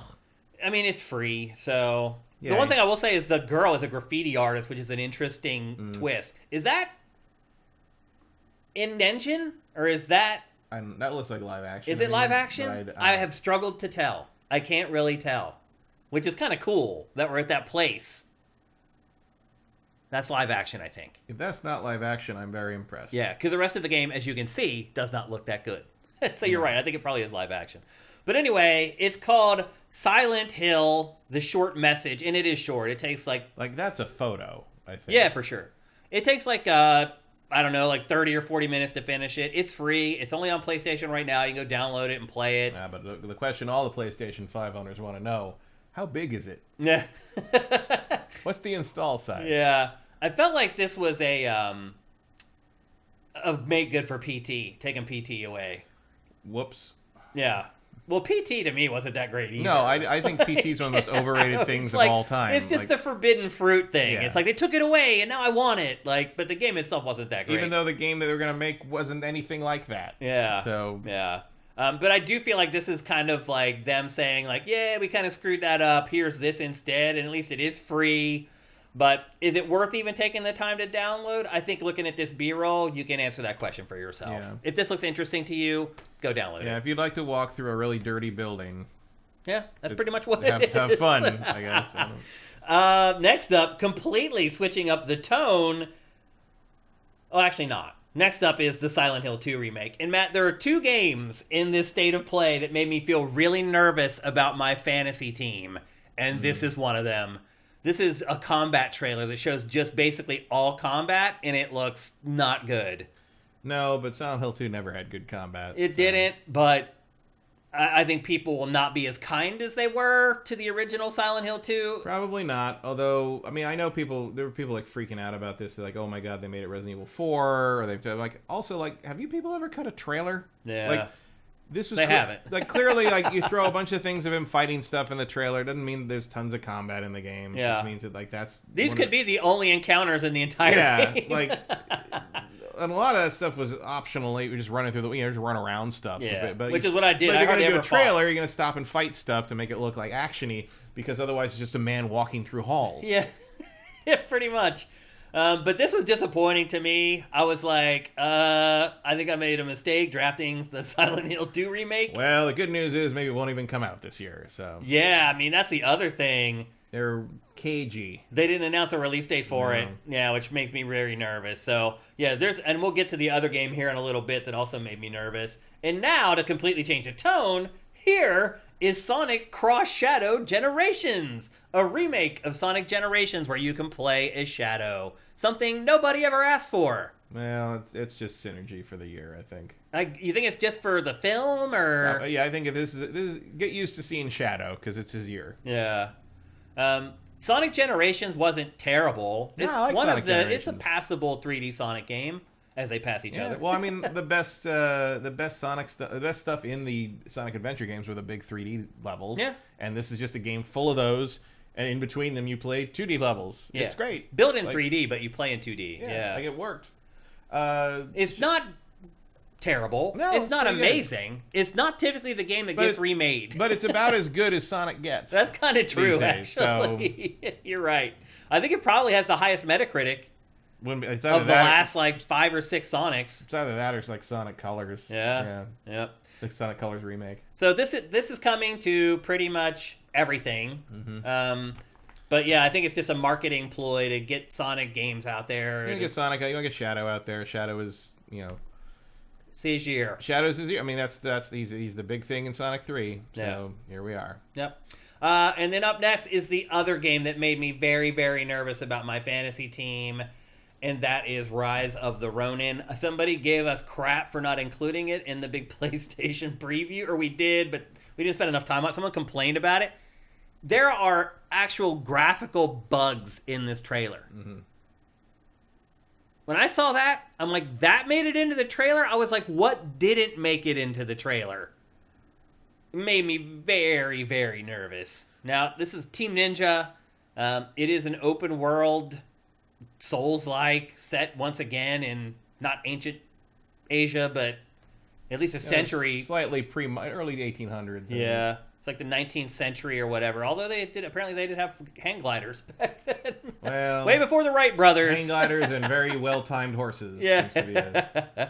But this looks like the last 4 Team Ninja games that have come out. Like, it looks like Neo 3. I mean, this looks a lot more intentional than Neo. Yeah. Like, it's less chaotic. Like, this combat is a little more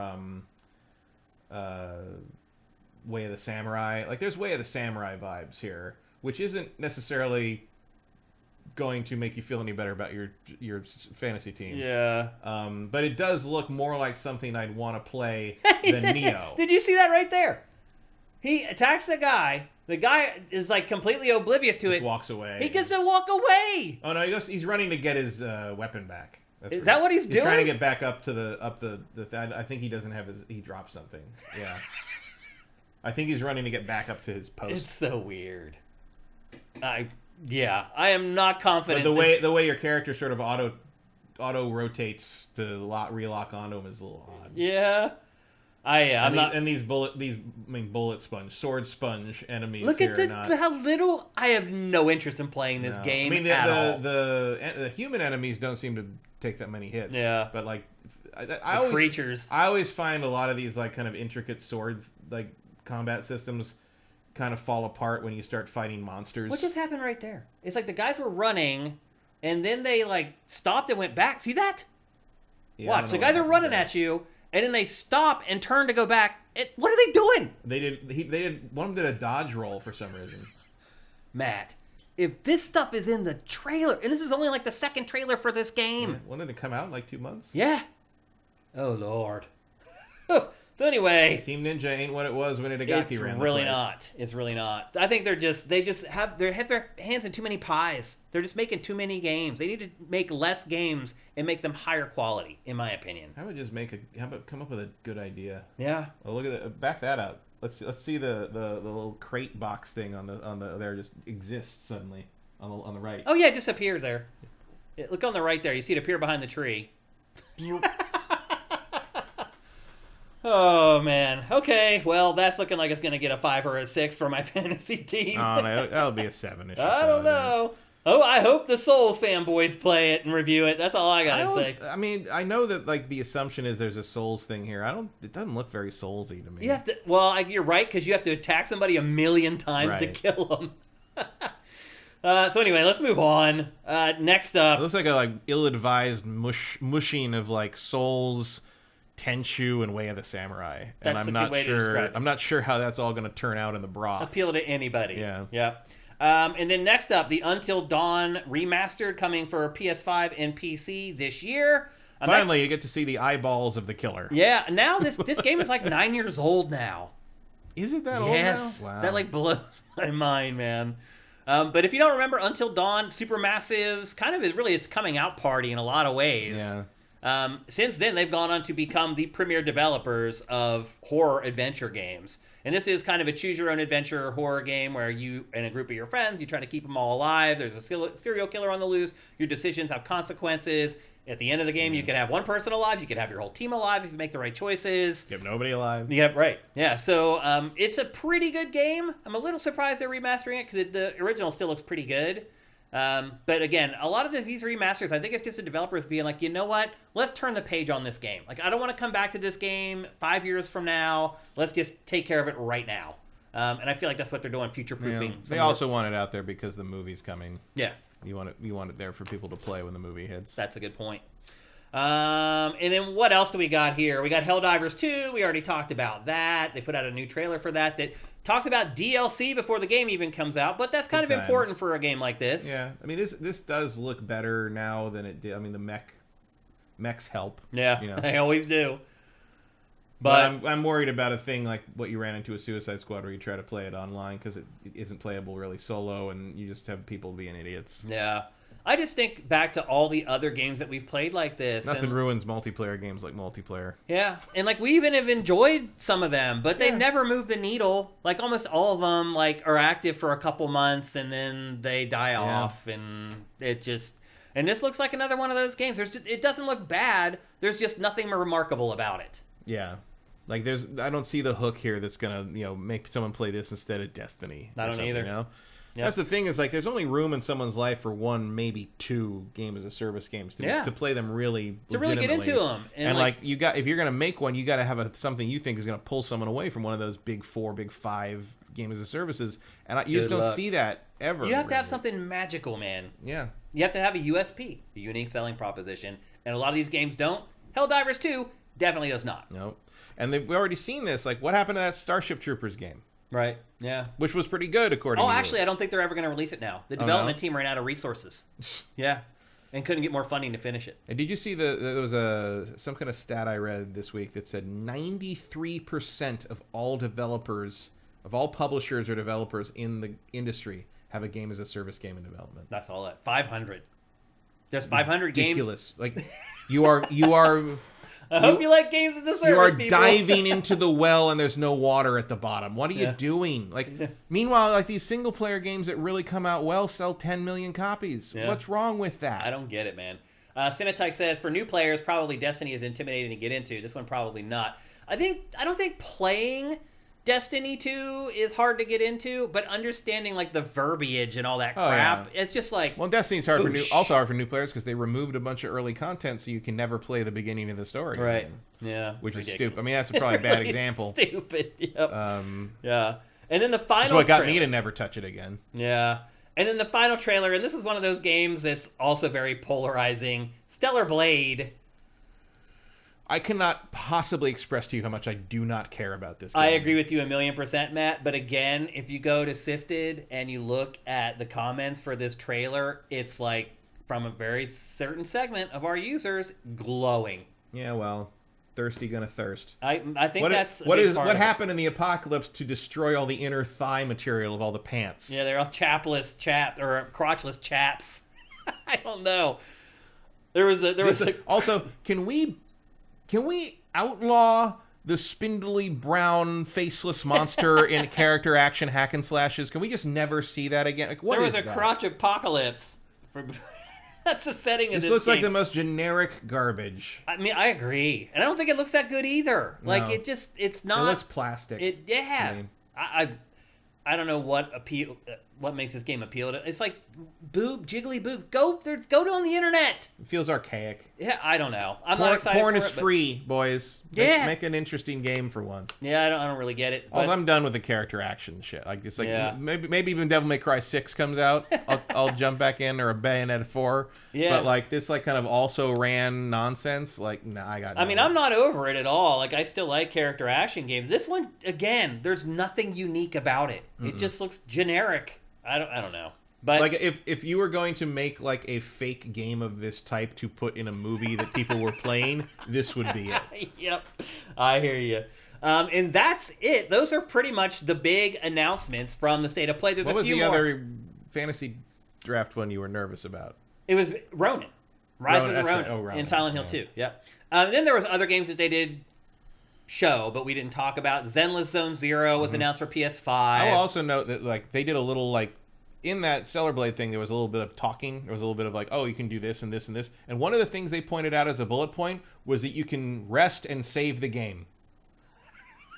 Like there are rest I points where remember you that, sit. yeah. Like this is all you have to say. That's a That's how feature. generic your fucking game is you had to tell me that you sit down to save the game at a rest point. I hear you. Come on. I hear Come you. on. Yep. So Zenless Zone Zero was there. Foam Stars was there. We talked about that already. Dave the Diver Godzilla DLC. That looks That was pretty cool. cool. That was my favorite thing in the That whole was probably the coolest presentation. thing. Those guys are V-Rising. killing it with the crossovers. Yeah. V Rising, which is an isometric hack and slash. It's already available for PC. Metro Awakening, PlayStation VR 2. Legendary Tales, Urban Wolf. That's a PSVR 2 game. And they had Dragon's Dogma 2. That actually looked pretty cool. Yeah. Whoever played the footage they captured for that game really hates skeletons. Yeah. Like, I'll just beat the shit out of some skeletons. Like, if you want to take some frustrations out on skeletons, there's your PSVR 2 game. Yeah. And there was Dragon's Dogma 2, a new trailer for that. And then they announced a Final Fantasy VII Rebirth State of Play, which is just launched 4 minutes ago. But don't leave. But yeah, there's a State of Play going on right now for Final Fantasy VII Rebirth. It is on SIFTD right now. You can watch it at your leisure. And that's the State of Play. Again, no first-party stuff. No first-party PlayStation VR 2 stuff. I don't know what's going on over there. Overall, though, it was a pretty good State of Play. Yeah, it was all right. I mean, I'd give it like a B minus Yeah, probably. I'll go B. Somewhere around there. But Would have been a B minus without Godzilla. Yeah, there you go. I'll give it a straight B. A little for that. bump for that. But I would love to see some first-party stuff from PlayStation. Hello? What is going on? I think you'll probably see that once Rise of the Ronin's out. Because I bet you the next one's going to be like a Rise of the Ronin special. It might. Good luck. Yeah. So anyway, that's the latest State of Play. Good luck getting through that. Yeah. Thought it was a pretty good one. And then, as I said, there's one going on right now for Final Fantasy VII Rebirth. I mean, that's the thing is like that's their focus for this quarter is Final Fantasy. Yeah. Like, that's their exclusive. That's that it. matters. That's their big game. Yeah. They don't need to announce any first party stuff until that's done. Yeah. And we'll talk about that State of Play in next week's GameFace. But for now, it's time to move on. Apparently Final Fantasy Rebirth is 145 gigs. Clear some space, everyone. Dang. That's crazy. Well, it's time to move on. What do you think they are? Call of Duty?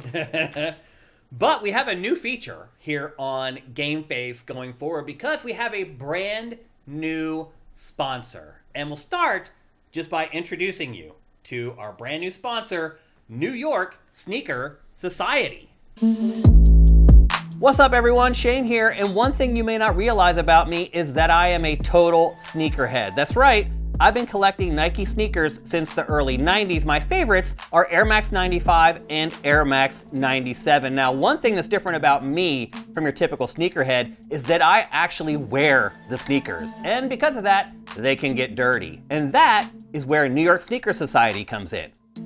Using their advanced shoe cleaning products, I turned an old pair of Nikes that looked like this into this.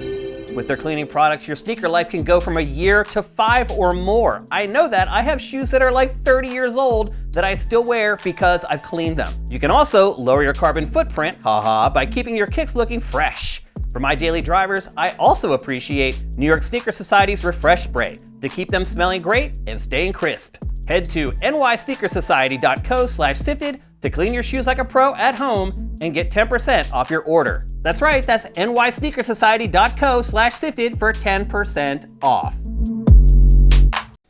Now, the reason this is special is because it's not just a sponsorship. But by the way, you should absolutely go to nysneakersociety.co/sifted and get yourself a cleaning kit. It completely transformed that pair of shoes that you saw. I don't think it really sells it on camera as well as it looks in person.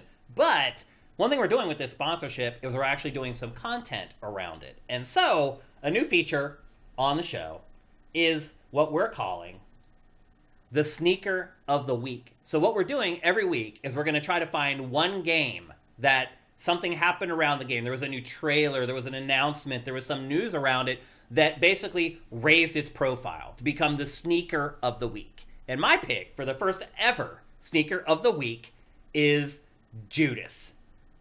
I think you maybe got the hint of that talking through the state of play about how much it impressed me. It was good to see finally that we have another BioShock coming. And this feature is going to tie into something else that we're doing new starting this month, which is power rankings. So one of the replacements for Ask Chain Anything every month is going to be power rankings, where we basically rank the top 10 games based on anticipation that have not been released yet. And then every month, those rankings will change based upon was there new media released, did we learn something we didn't like about a game to make it fall out. We're going to be doing that once a month. And then tying in with this, there's going to be sneakers, games that rise up through those power rankings, and that will be, in a lot of cases, our Sneaker of the Week for that week. So very, very happy to find a cool way to actually tie content into one of our sponsors. Also, very, very thankful to have another sponsor for GameFace. Again, go to nysneakersociety.co, and it's .co, not .com, /sifted. Try to use that URL so they can track when you guys are going over there. We say it in the ad, but one thing I will say is, like, I am a sneakerhead. I have been since like the 90s, like I said in the ad. And I have sneakers that are 40 years old that I still wear. And you would never know it because I clean my sneakers. And the kit that they gave me is amazing. Like, literally, I cleaned those shoes in like 5 minutes. And their materials worked great. So, as a sneakerhead who has been cleaning shoes since I was in middle school, it is a godsend. So head on over there, nysneakersociety.co/sifted, and get yourself your own cleaning kit and extend the life of your shoes and lower your carbon footprint. Haha.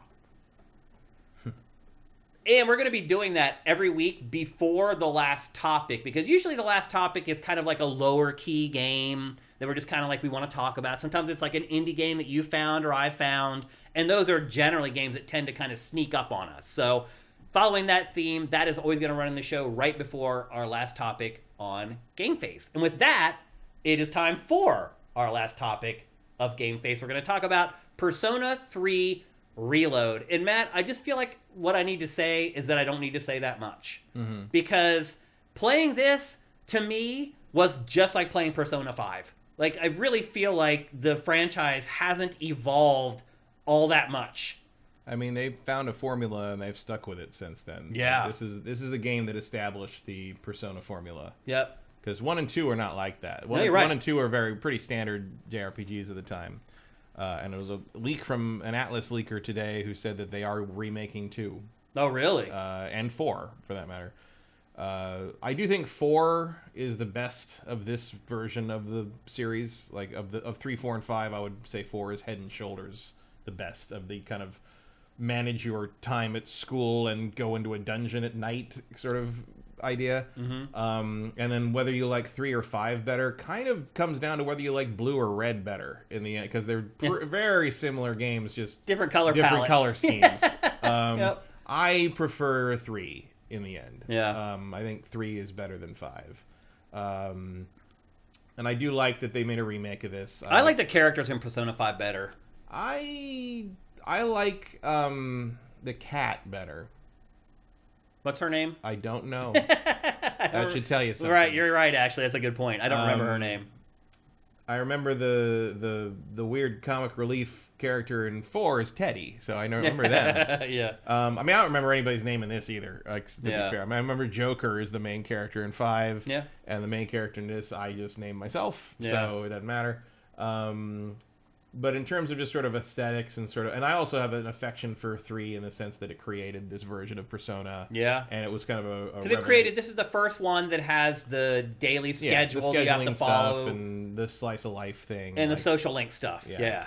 And those are tenets that will remain a part of this franchise probably forever. And I do appreciate the audacity of having the way you summon the personas, shooting yourself in the head with a magic gun, which... that might trigger some, no pun intended, that might trigger some people, though. Yeah. Like, even for me, when I saw it, I'm like, that's pretty... I mean, even at the time, it was a little... I mean, and when you play the game, anytime you use your persona, your character shoots himself in the head. Like, so you're constantly just seeing people shooting themselves in the head. It's a little odd. It's pretty edgy. It is. Yeah, that's one word to use. Yeah. But and it was at the time. I mean, at the time, people commented on it too. But I think the advantage of this one is, I mean, it looks much better. Most things are fully voiced. If you like that, you can skip a lot of through voice work. Yeah, tons of it. And oh my God, there's no load time on anything. Yep. That's one of the best things about it, because like just transitioning between the Velvet Room and the main stuff and the different floors and it's like room by room. Yeah. Like you go to one room, you walk to the next room, it loads in the next room. There's a cut for like opening a treasure chest. Yeah. And like just everything moves a little faster in this version, which is great. Sure.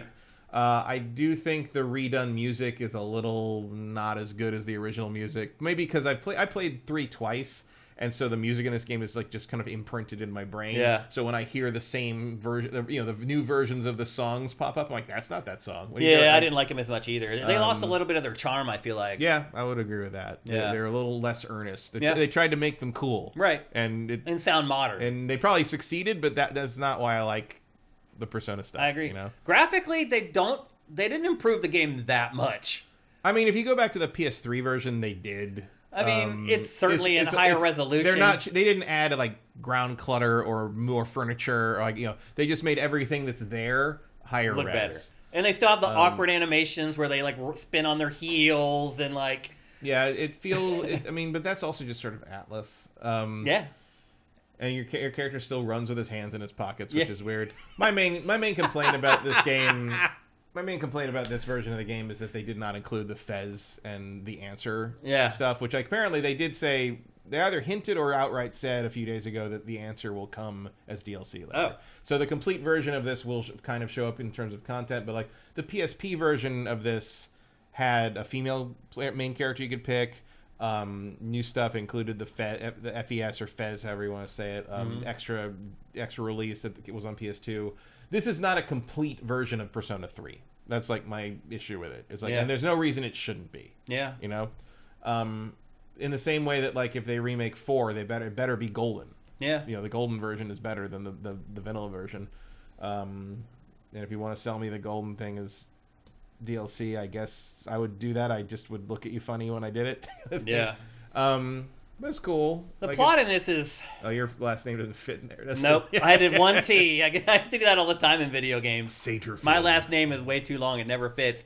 The plot in this, or this kid who shows up, do they explain why you show up?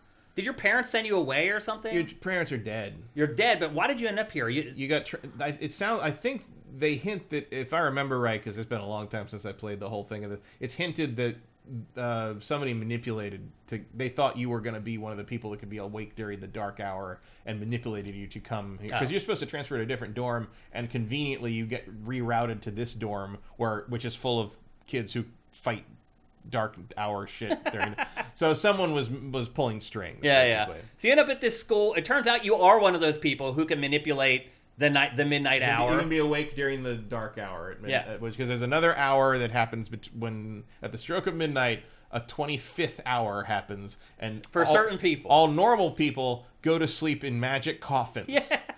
Which, if you saw the footage before, he's running through the street. There's glowing red coffins. Right? Everyone goes to sleep in a glowing red coffin that suddenly appears. Yeah. Because horror, supernatural anime makes no fucking sense whatsoever. It never will. It's kind of the same way that like the Kojima like Death Stranding is like no, that's just too dumb for me to. I can't go that far. Yeah. I think it's those elements of this just don't really function very well. But there's certain people can be aware and awake and not in a coffin during that hour, and you are one of them, and so are your teammates, and you go into this giant evil tower called Tartarus, which also happens to conveniently be your school during the daytime. Yeah. And you have to work your way up the tower, and the whole game takes place over the course of... It's kind of a dungeon crawler with a lot of schoolwork. Yeah, so during the day you go to school, and you sit in class, and they ask you questions you don't know the answers to unless you cheat and go online and get the answers. And if you... And it's like real stuff. It's like, which one of these graphs is an algorithmic curve? Yeah. And it's like, there's no prep. It's not like you missed something. No, they're just saying, do you know that or not? Yeah. And you some of probably it's real won't. obscure historical knowledge, and it's like... Yeah. And then so you go to school, you do your thing there, and it actually builds up like 3 different attributes that you have, like charisma that'll affect like your social links with other characters eventually. It takes forever. It does take forever. And then at night, you go back to your dorm that you live in, and that's when you go and you fight through these procedurally generated repetitive dungeons where you Unless you decide to go work at a cafe or play video games all night, because like you can't do it every night or you get tired. That's right. Yeah. And although if you go after you go to the dungeon the next day, if you go to the nurse's office, he'll give you like some weird thing that perks you up and makes you untired and raises your courage stat. Yeah. So do that every time you go to the dungeon. That's one of the base Persona 3 tricks. And that's pretty much what you do. You just rinse and repeat. You go to school during the day. At night, you go and fight turn-based battles and just rinse and repeat. The plot goes on. It has the Velvet Room where you can go and eventually breed and mutate your personas. And to do that, you have to make social links, like relationships with the various characters, and they're each a different tarot card. And as you level that up, you can make more higher-powered versions of the person. Or you can just get the DLC packs, which gives you like the most like they give you personas from the other characters from the other Persona games. And it's like one of them, the persona for I think DLC 1 is the Persona 5 crew's base personas, and then 2 is their advanced personas that they upgrade them all to halfway through the game, and then the third one is the Persona 4 ones.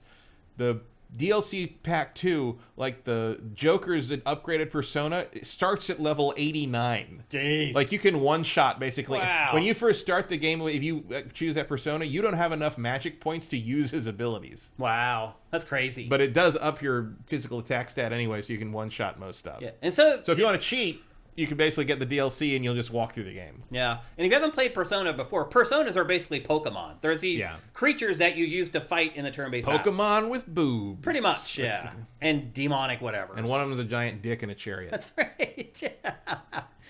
So there's like the secret war that's being waged during the dark hour, and you're one of the soldiers. There's like this secret society at the school. Seas. It's called Seas, where they like at first they're just like watching you sleep at night. Then they figure out, oh, he is like us, and then you join their squad and you're a part of this secret society at school. And you never really. I'm like, I would have then asked, like, are you still watching me sleep at night? Yeah. Yeah. I don't think he knew that they were watching him, honestly. But... I knew. I have a question. And that is pretty much the game. If you've played Persona 5, it is pretty much the same game with a different setting and different characters. And here's the secret society. I mean, not even different setting. It's just different school. Yeah, pretty much. Yeah. Some of the pre-order or some of the DLC stuff is like different uniforms from the other games. And I'm like, I don't know what the difference. Like just different school uniforms. I'm like, this is not very exciting DLC. I faded on this game pretty fast. I feel like I'm good playing one Persona game every like 10 years. I mean, I agree with that, but I just would rather it be Persona 4. Yeah. I think most people agree that that's the best in the series. Yeah, it's the best. It is the best at creating a world that feels like it kind of works. Mm-hmm. It's like a secret underground thing, like with the serial killer thing, and like going into the TV. It requires a leap of, a suspension of disbelief, but it doesn't require you to believe that everybody else in the world is an idiot. Yeah. Kind of thing. Yep. So yeah, I think 4 is the best. If you want to play a Persona game and you've never played a Persona game, you should just go get Persona 4 Golden or whatever it is on Steam. I'm surprised that isn't the one that they remade. I think they did this because it's been so long. Yeah. Persona 4 is still pretty readily available. Yeah. This is not. 3 is basically, if you don't have a PS2 or a PSP, you can't play it until now. And then the combat, there's like one strategy. And basically what you do is you use your personas, and as you use your personas against particular enemies, they will get marked as weak if they are weak against it. And if you attack them and they're weak to your persona, you knock them down. And so the goal becomes to knock down all the enemies that you're fighting against, because once you do that, then all your teammates team up together to do a team attack. And just like 4, just like 5. yeah. Again, if you've played and the weakness thing is right out of Pokemon. Yeah. So. And then if you dominate a battle by knocking everybody down and doing it, then you get like cards that come up that you can choose from that give you a bunch of different stuff. Like you can actually get new personas sometimes. Like new personas, you can get bonuses for the rest of the dungeon crawl. You can get your life restored. Money, you want money. Money's a good pick. The game's gated by money, pretty much. Yeah, like you need to buy new equipment and to pay to do things that raise your attributes during the day and sometimes during the evening. Yeah. So yeah, don't it doesn't emphasize that, and with all the shit it tells you at the beginning, it doesn't really let on. It's like, yeah, you're gonna need cash. Yeah. Make sure you pick cash once in a while in those battles. Now, one thing I will say is like the party members do pretty well on their own, or you can control them if you want. You can also set up their tactics if you want to, so they can become autonomous. I control them. I do too, but I'm just saying it's there if you want it. Leveling up is also automatic in this game. It pretty much, when you level up, it just gives you your attribute points. You have no control over where they go. There are no random battles. When you're out in the dungeons, you can see the enemies, and you can try to avoid them if you want to. If you attack them from behind, you get the advantage, which is if you're a sneaker. Right. Yeah. You can get up behind them. Yeah, so again, very typical JRPG mechanics. There's really nothing here that's going to set the world on fire. There's treasure chests in places. You have to pick up specific things that are kind of like keys, and you have to open the special treasure just by spending those. Yep. Or you can use them to activate the clock and restore your life and magic points. Yep. But that takes 7 of them, and that's a lot of them, so I would never do that. Me either. And your personas level up as you go, and they learn new attacks, which is good because that gives them a higher chance of being able to find attacks that enemies are weak against. And eventually you look at your personas, there's like 12 different things that they can be weak against. It'll, as you use them against enemies, it'll tell you weak, not weak, whatever. And so there's that strategy involved. But again, if you've played the last couple Persona games, it's very similar. And the plot doesn't, it's not great. It's not like I'm like, oh, but the plot is so awesome, it makes me want to play this one instead of one of the other ones. Like, I don't know. Having played Persona 5, I guess it's been, 8 years ago at this point? 7 years ago at this point? Somewhere around there. Like, I'm still not ready to do this again. Like, I played this for maybe 10 hours, and these games are gigantic. They're literally 60, 70 hours long, and I was just like, I can see where this is all headed. And I played my 10 hours. I'm like, I get it. It's just like Persona 5. And your mileage is going to vary on whether you like the characters in this or you like the characters in Persona 5. I like the Persona 5 characters better. Matt likes these characters better. Yeah, I find this one less obnoxious because they don't repeat themselves as much. I can see that. Once you establish what you're doing in this game story-wise, it never comes up again. But in Persona 5, the first 6 dungeons, they're bringing on a new teammate every time. Yeah. And then they spend 20 minutes re-explaining the premise of the game to that new character. I'm just like, you know what? You can just skip that. You can just not do that. Here's the thing. This game is on Game Pass. But it's so big, like, I don't know if you're going to be able to get through it in, 1 month of subscribing to Game Pass. That's how big these games are. Would you buy this for full price, Matt? I did. Oh, you did? I got it on PlayStation. But would you if you didn't have to cover it for your job? Yeah. Yeah. I like these games. I like them too, but it's... And I didn't play Persona 5 Royale, so I haven't played a Persona game since Persona 5. Okay. So it's not as repetitive to me. Okay. Because I haven't played a Persona game in how many years ago did Persona 5 come out? 8. Yeah. Yeah, it's been a while. Was it 8 years ago? Yeah, it's right around when we launched SIFTD. Really? Yeah. It was one of the first games we talked about. Really? Yeah. Or maybe it's 6 or 7, actually, now that I think about it. Someone in chat let us know the year it was released. So anyway, that's Persona 3 Reload. I don't really think there's anything else to talk about. No, it's Persona 3. I personally would not buy it, but if you've not played Persona games before, I think this is a good place to start. Yeah. It's as good as any. So if you haven't played Persona and you're interested, then sure, pick it up. Yeah, because 4 and 5 have layered more systems and sort of variables on the social link thing and various things to the point that this is probably the best, simplest introduction to it. Yeah. And I mean, maybe it's just because I played 4 and 5 and the variants of them. This is a lot easier than I remember it being. I agree. I had no resistance in this game. I was just walking through every battle. I was doing all-out attacks all the time. I was kind of not looking forward to this in a way just because I was like, oh my god, I got to grind through a Persona game, and it's like, I've just been walking through I it. haven't been grinding at all. No. Nope, not at all. So I'm not sure what happened, if they changed that, or if I don't know. It's not really possible to be better at this game. No, I think. no, because it's not that complicated No. even, and it's not like it requires like hand-eye coordination or anything. No. So I don't know. yeah, but anyway, I mean, I think there's certain situations where this is going to be a game that's good for you or right for you. September 2016 for Persona 5. 2016, so I was right. 7.5 years. Yeah, I thought so. Doesn't seem that long ago. Yeah. It doesn't seem that long ago because I was so sick of that game by the time I stopped playing it. I'm just like, I finished it. I feels like I just stopped playing it. The last 10% of that game was hard as balls, Well, man. I ended on the beginning of the final dungeon, and I just never saw a reason to go back. It became really difficult at the I just end. didn't care. I fought through it. But Like, again, whatever- maybe that's why I am not Yeah. ready to play. Whatever's at the end of that is not worth it to me. Yeah, I hear you. So anyway, there you go. That's Persona 3 Reload. Again, it's available for pretty much everything, but it is on Game Pass this month. So if you just want to plunk down 16, whatever, to play it, you can absolutely do that. That would make more sense to me. Like, I understand more spending that money for it. Like, I would not personally pay full price for it, but if you never played a Persona, maybe you would.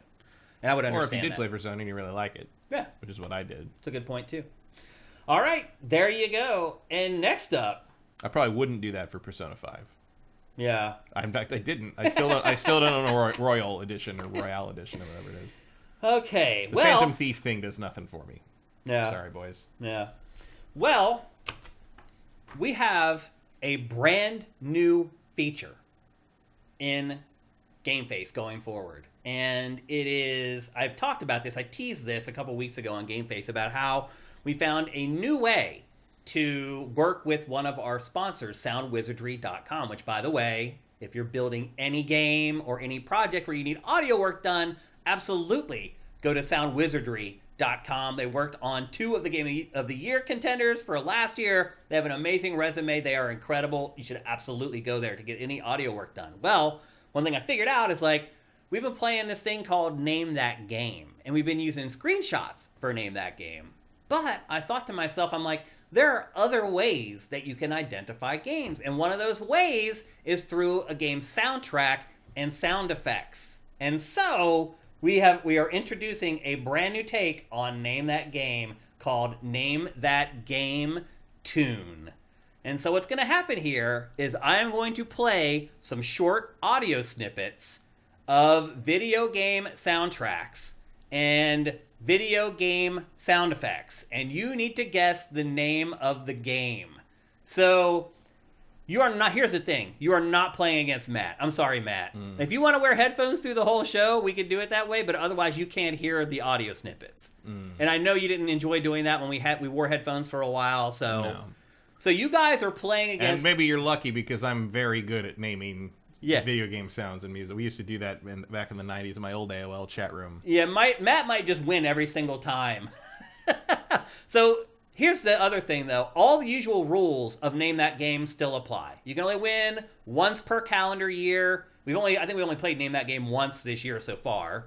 So you only win it once per calendar year. The chat goes into slow mode, so don't just spam the chat with random game titles. Because what happens in slow mode is you can only chat once every 60 seconds. You may get it wrong, and then you think of it, and you can't type it in, and you lose. Faradol says, I can name the tune in 2 notes. So I will say this. We can't have like a headphone thing just sitting around just for this. I could maybe do that. Look into it. Maybe for next week. This week, it's just you guys playing against each other. You got more important things to make work by next week. Yeah. Well, it's been crazy getting all this done. I'm surprised half of this stuff worked, Matt, to be honest with you. So anyway, that's how it's going to work. You guys are just playing against each other. And yeah, I mean, we have the same sort of rules for...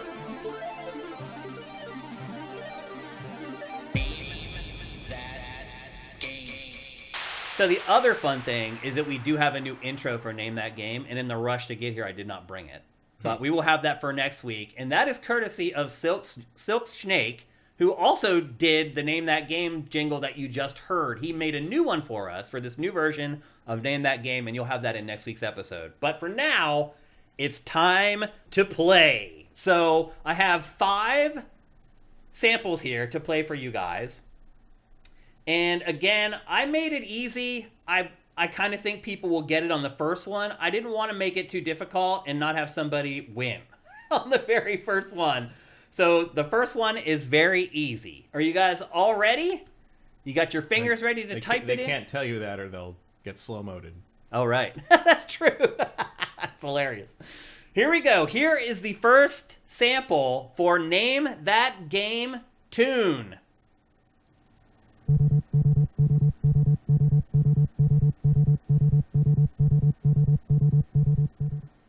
All right, let's see if we have any guesses. Do you think I should play it more than once or just play it once? I think just the once. Just the once? Unless the sound's too low. Pac-Man, no. Everyone guessing Pac-Man, no. Mega Man 2, no. Legend of Zelda, no.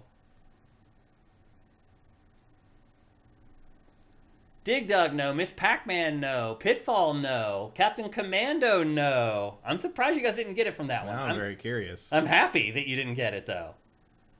Metroid, no. Silk Snake, something from my dad's era. Haven't played that game. Metal Gear Solid, no. Metal Gear Solid 2, no. OG Zelda, no. Tetris NES, no. Listeves says play it again. Nope, you guys get one sound. Not Cirque says I didn't hear. Sorry, got to turn up the speakers or put on the headphones. All right, that's it. We're ready to go on to the second one, and these get more obvious as they go. So here we Bomberman, no. Dre Locks just chimed in. And here is the second one.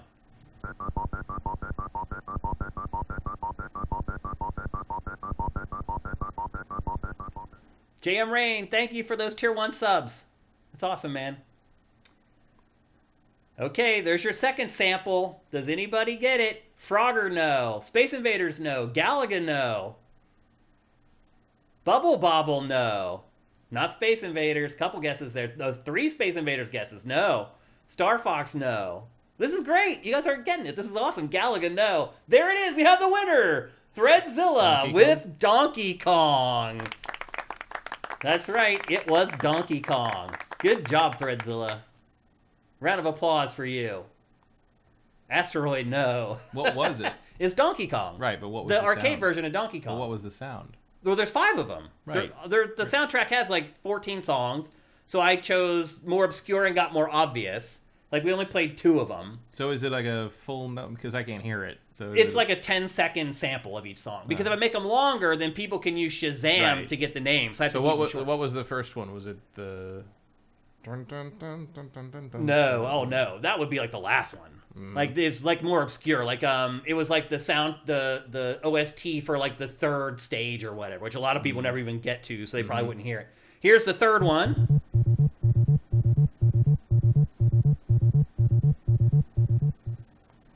Here's the 4th one.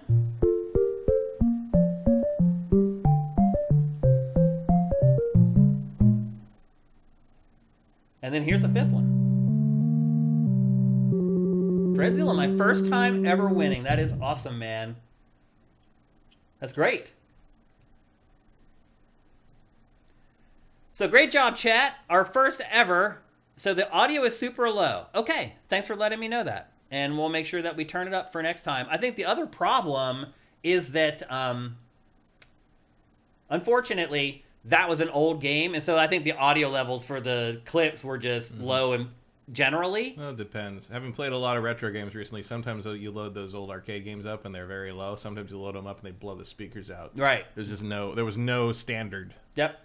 But I will definitely keep that in mind for next week's episode to make sure that I check the audio levels so you can hear them a little better. Partially muffled. It's muffled because they're literally sounds from a 50-year-old arcade board. That's why they sound that way. But anyway, so that was just the first one. I wanted to make it easy. Like Big Dave Lazard says, I haven't played Donkey Kong in 30 years.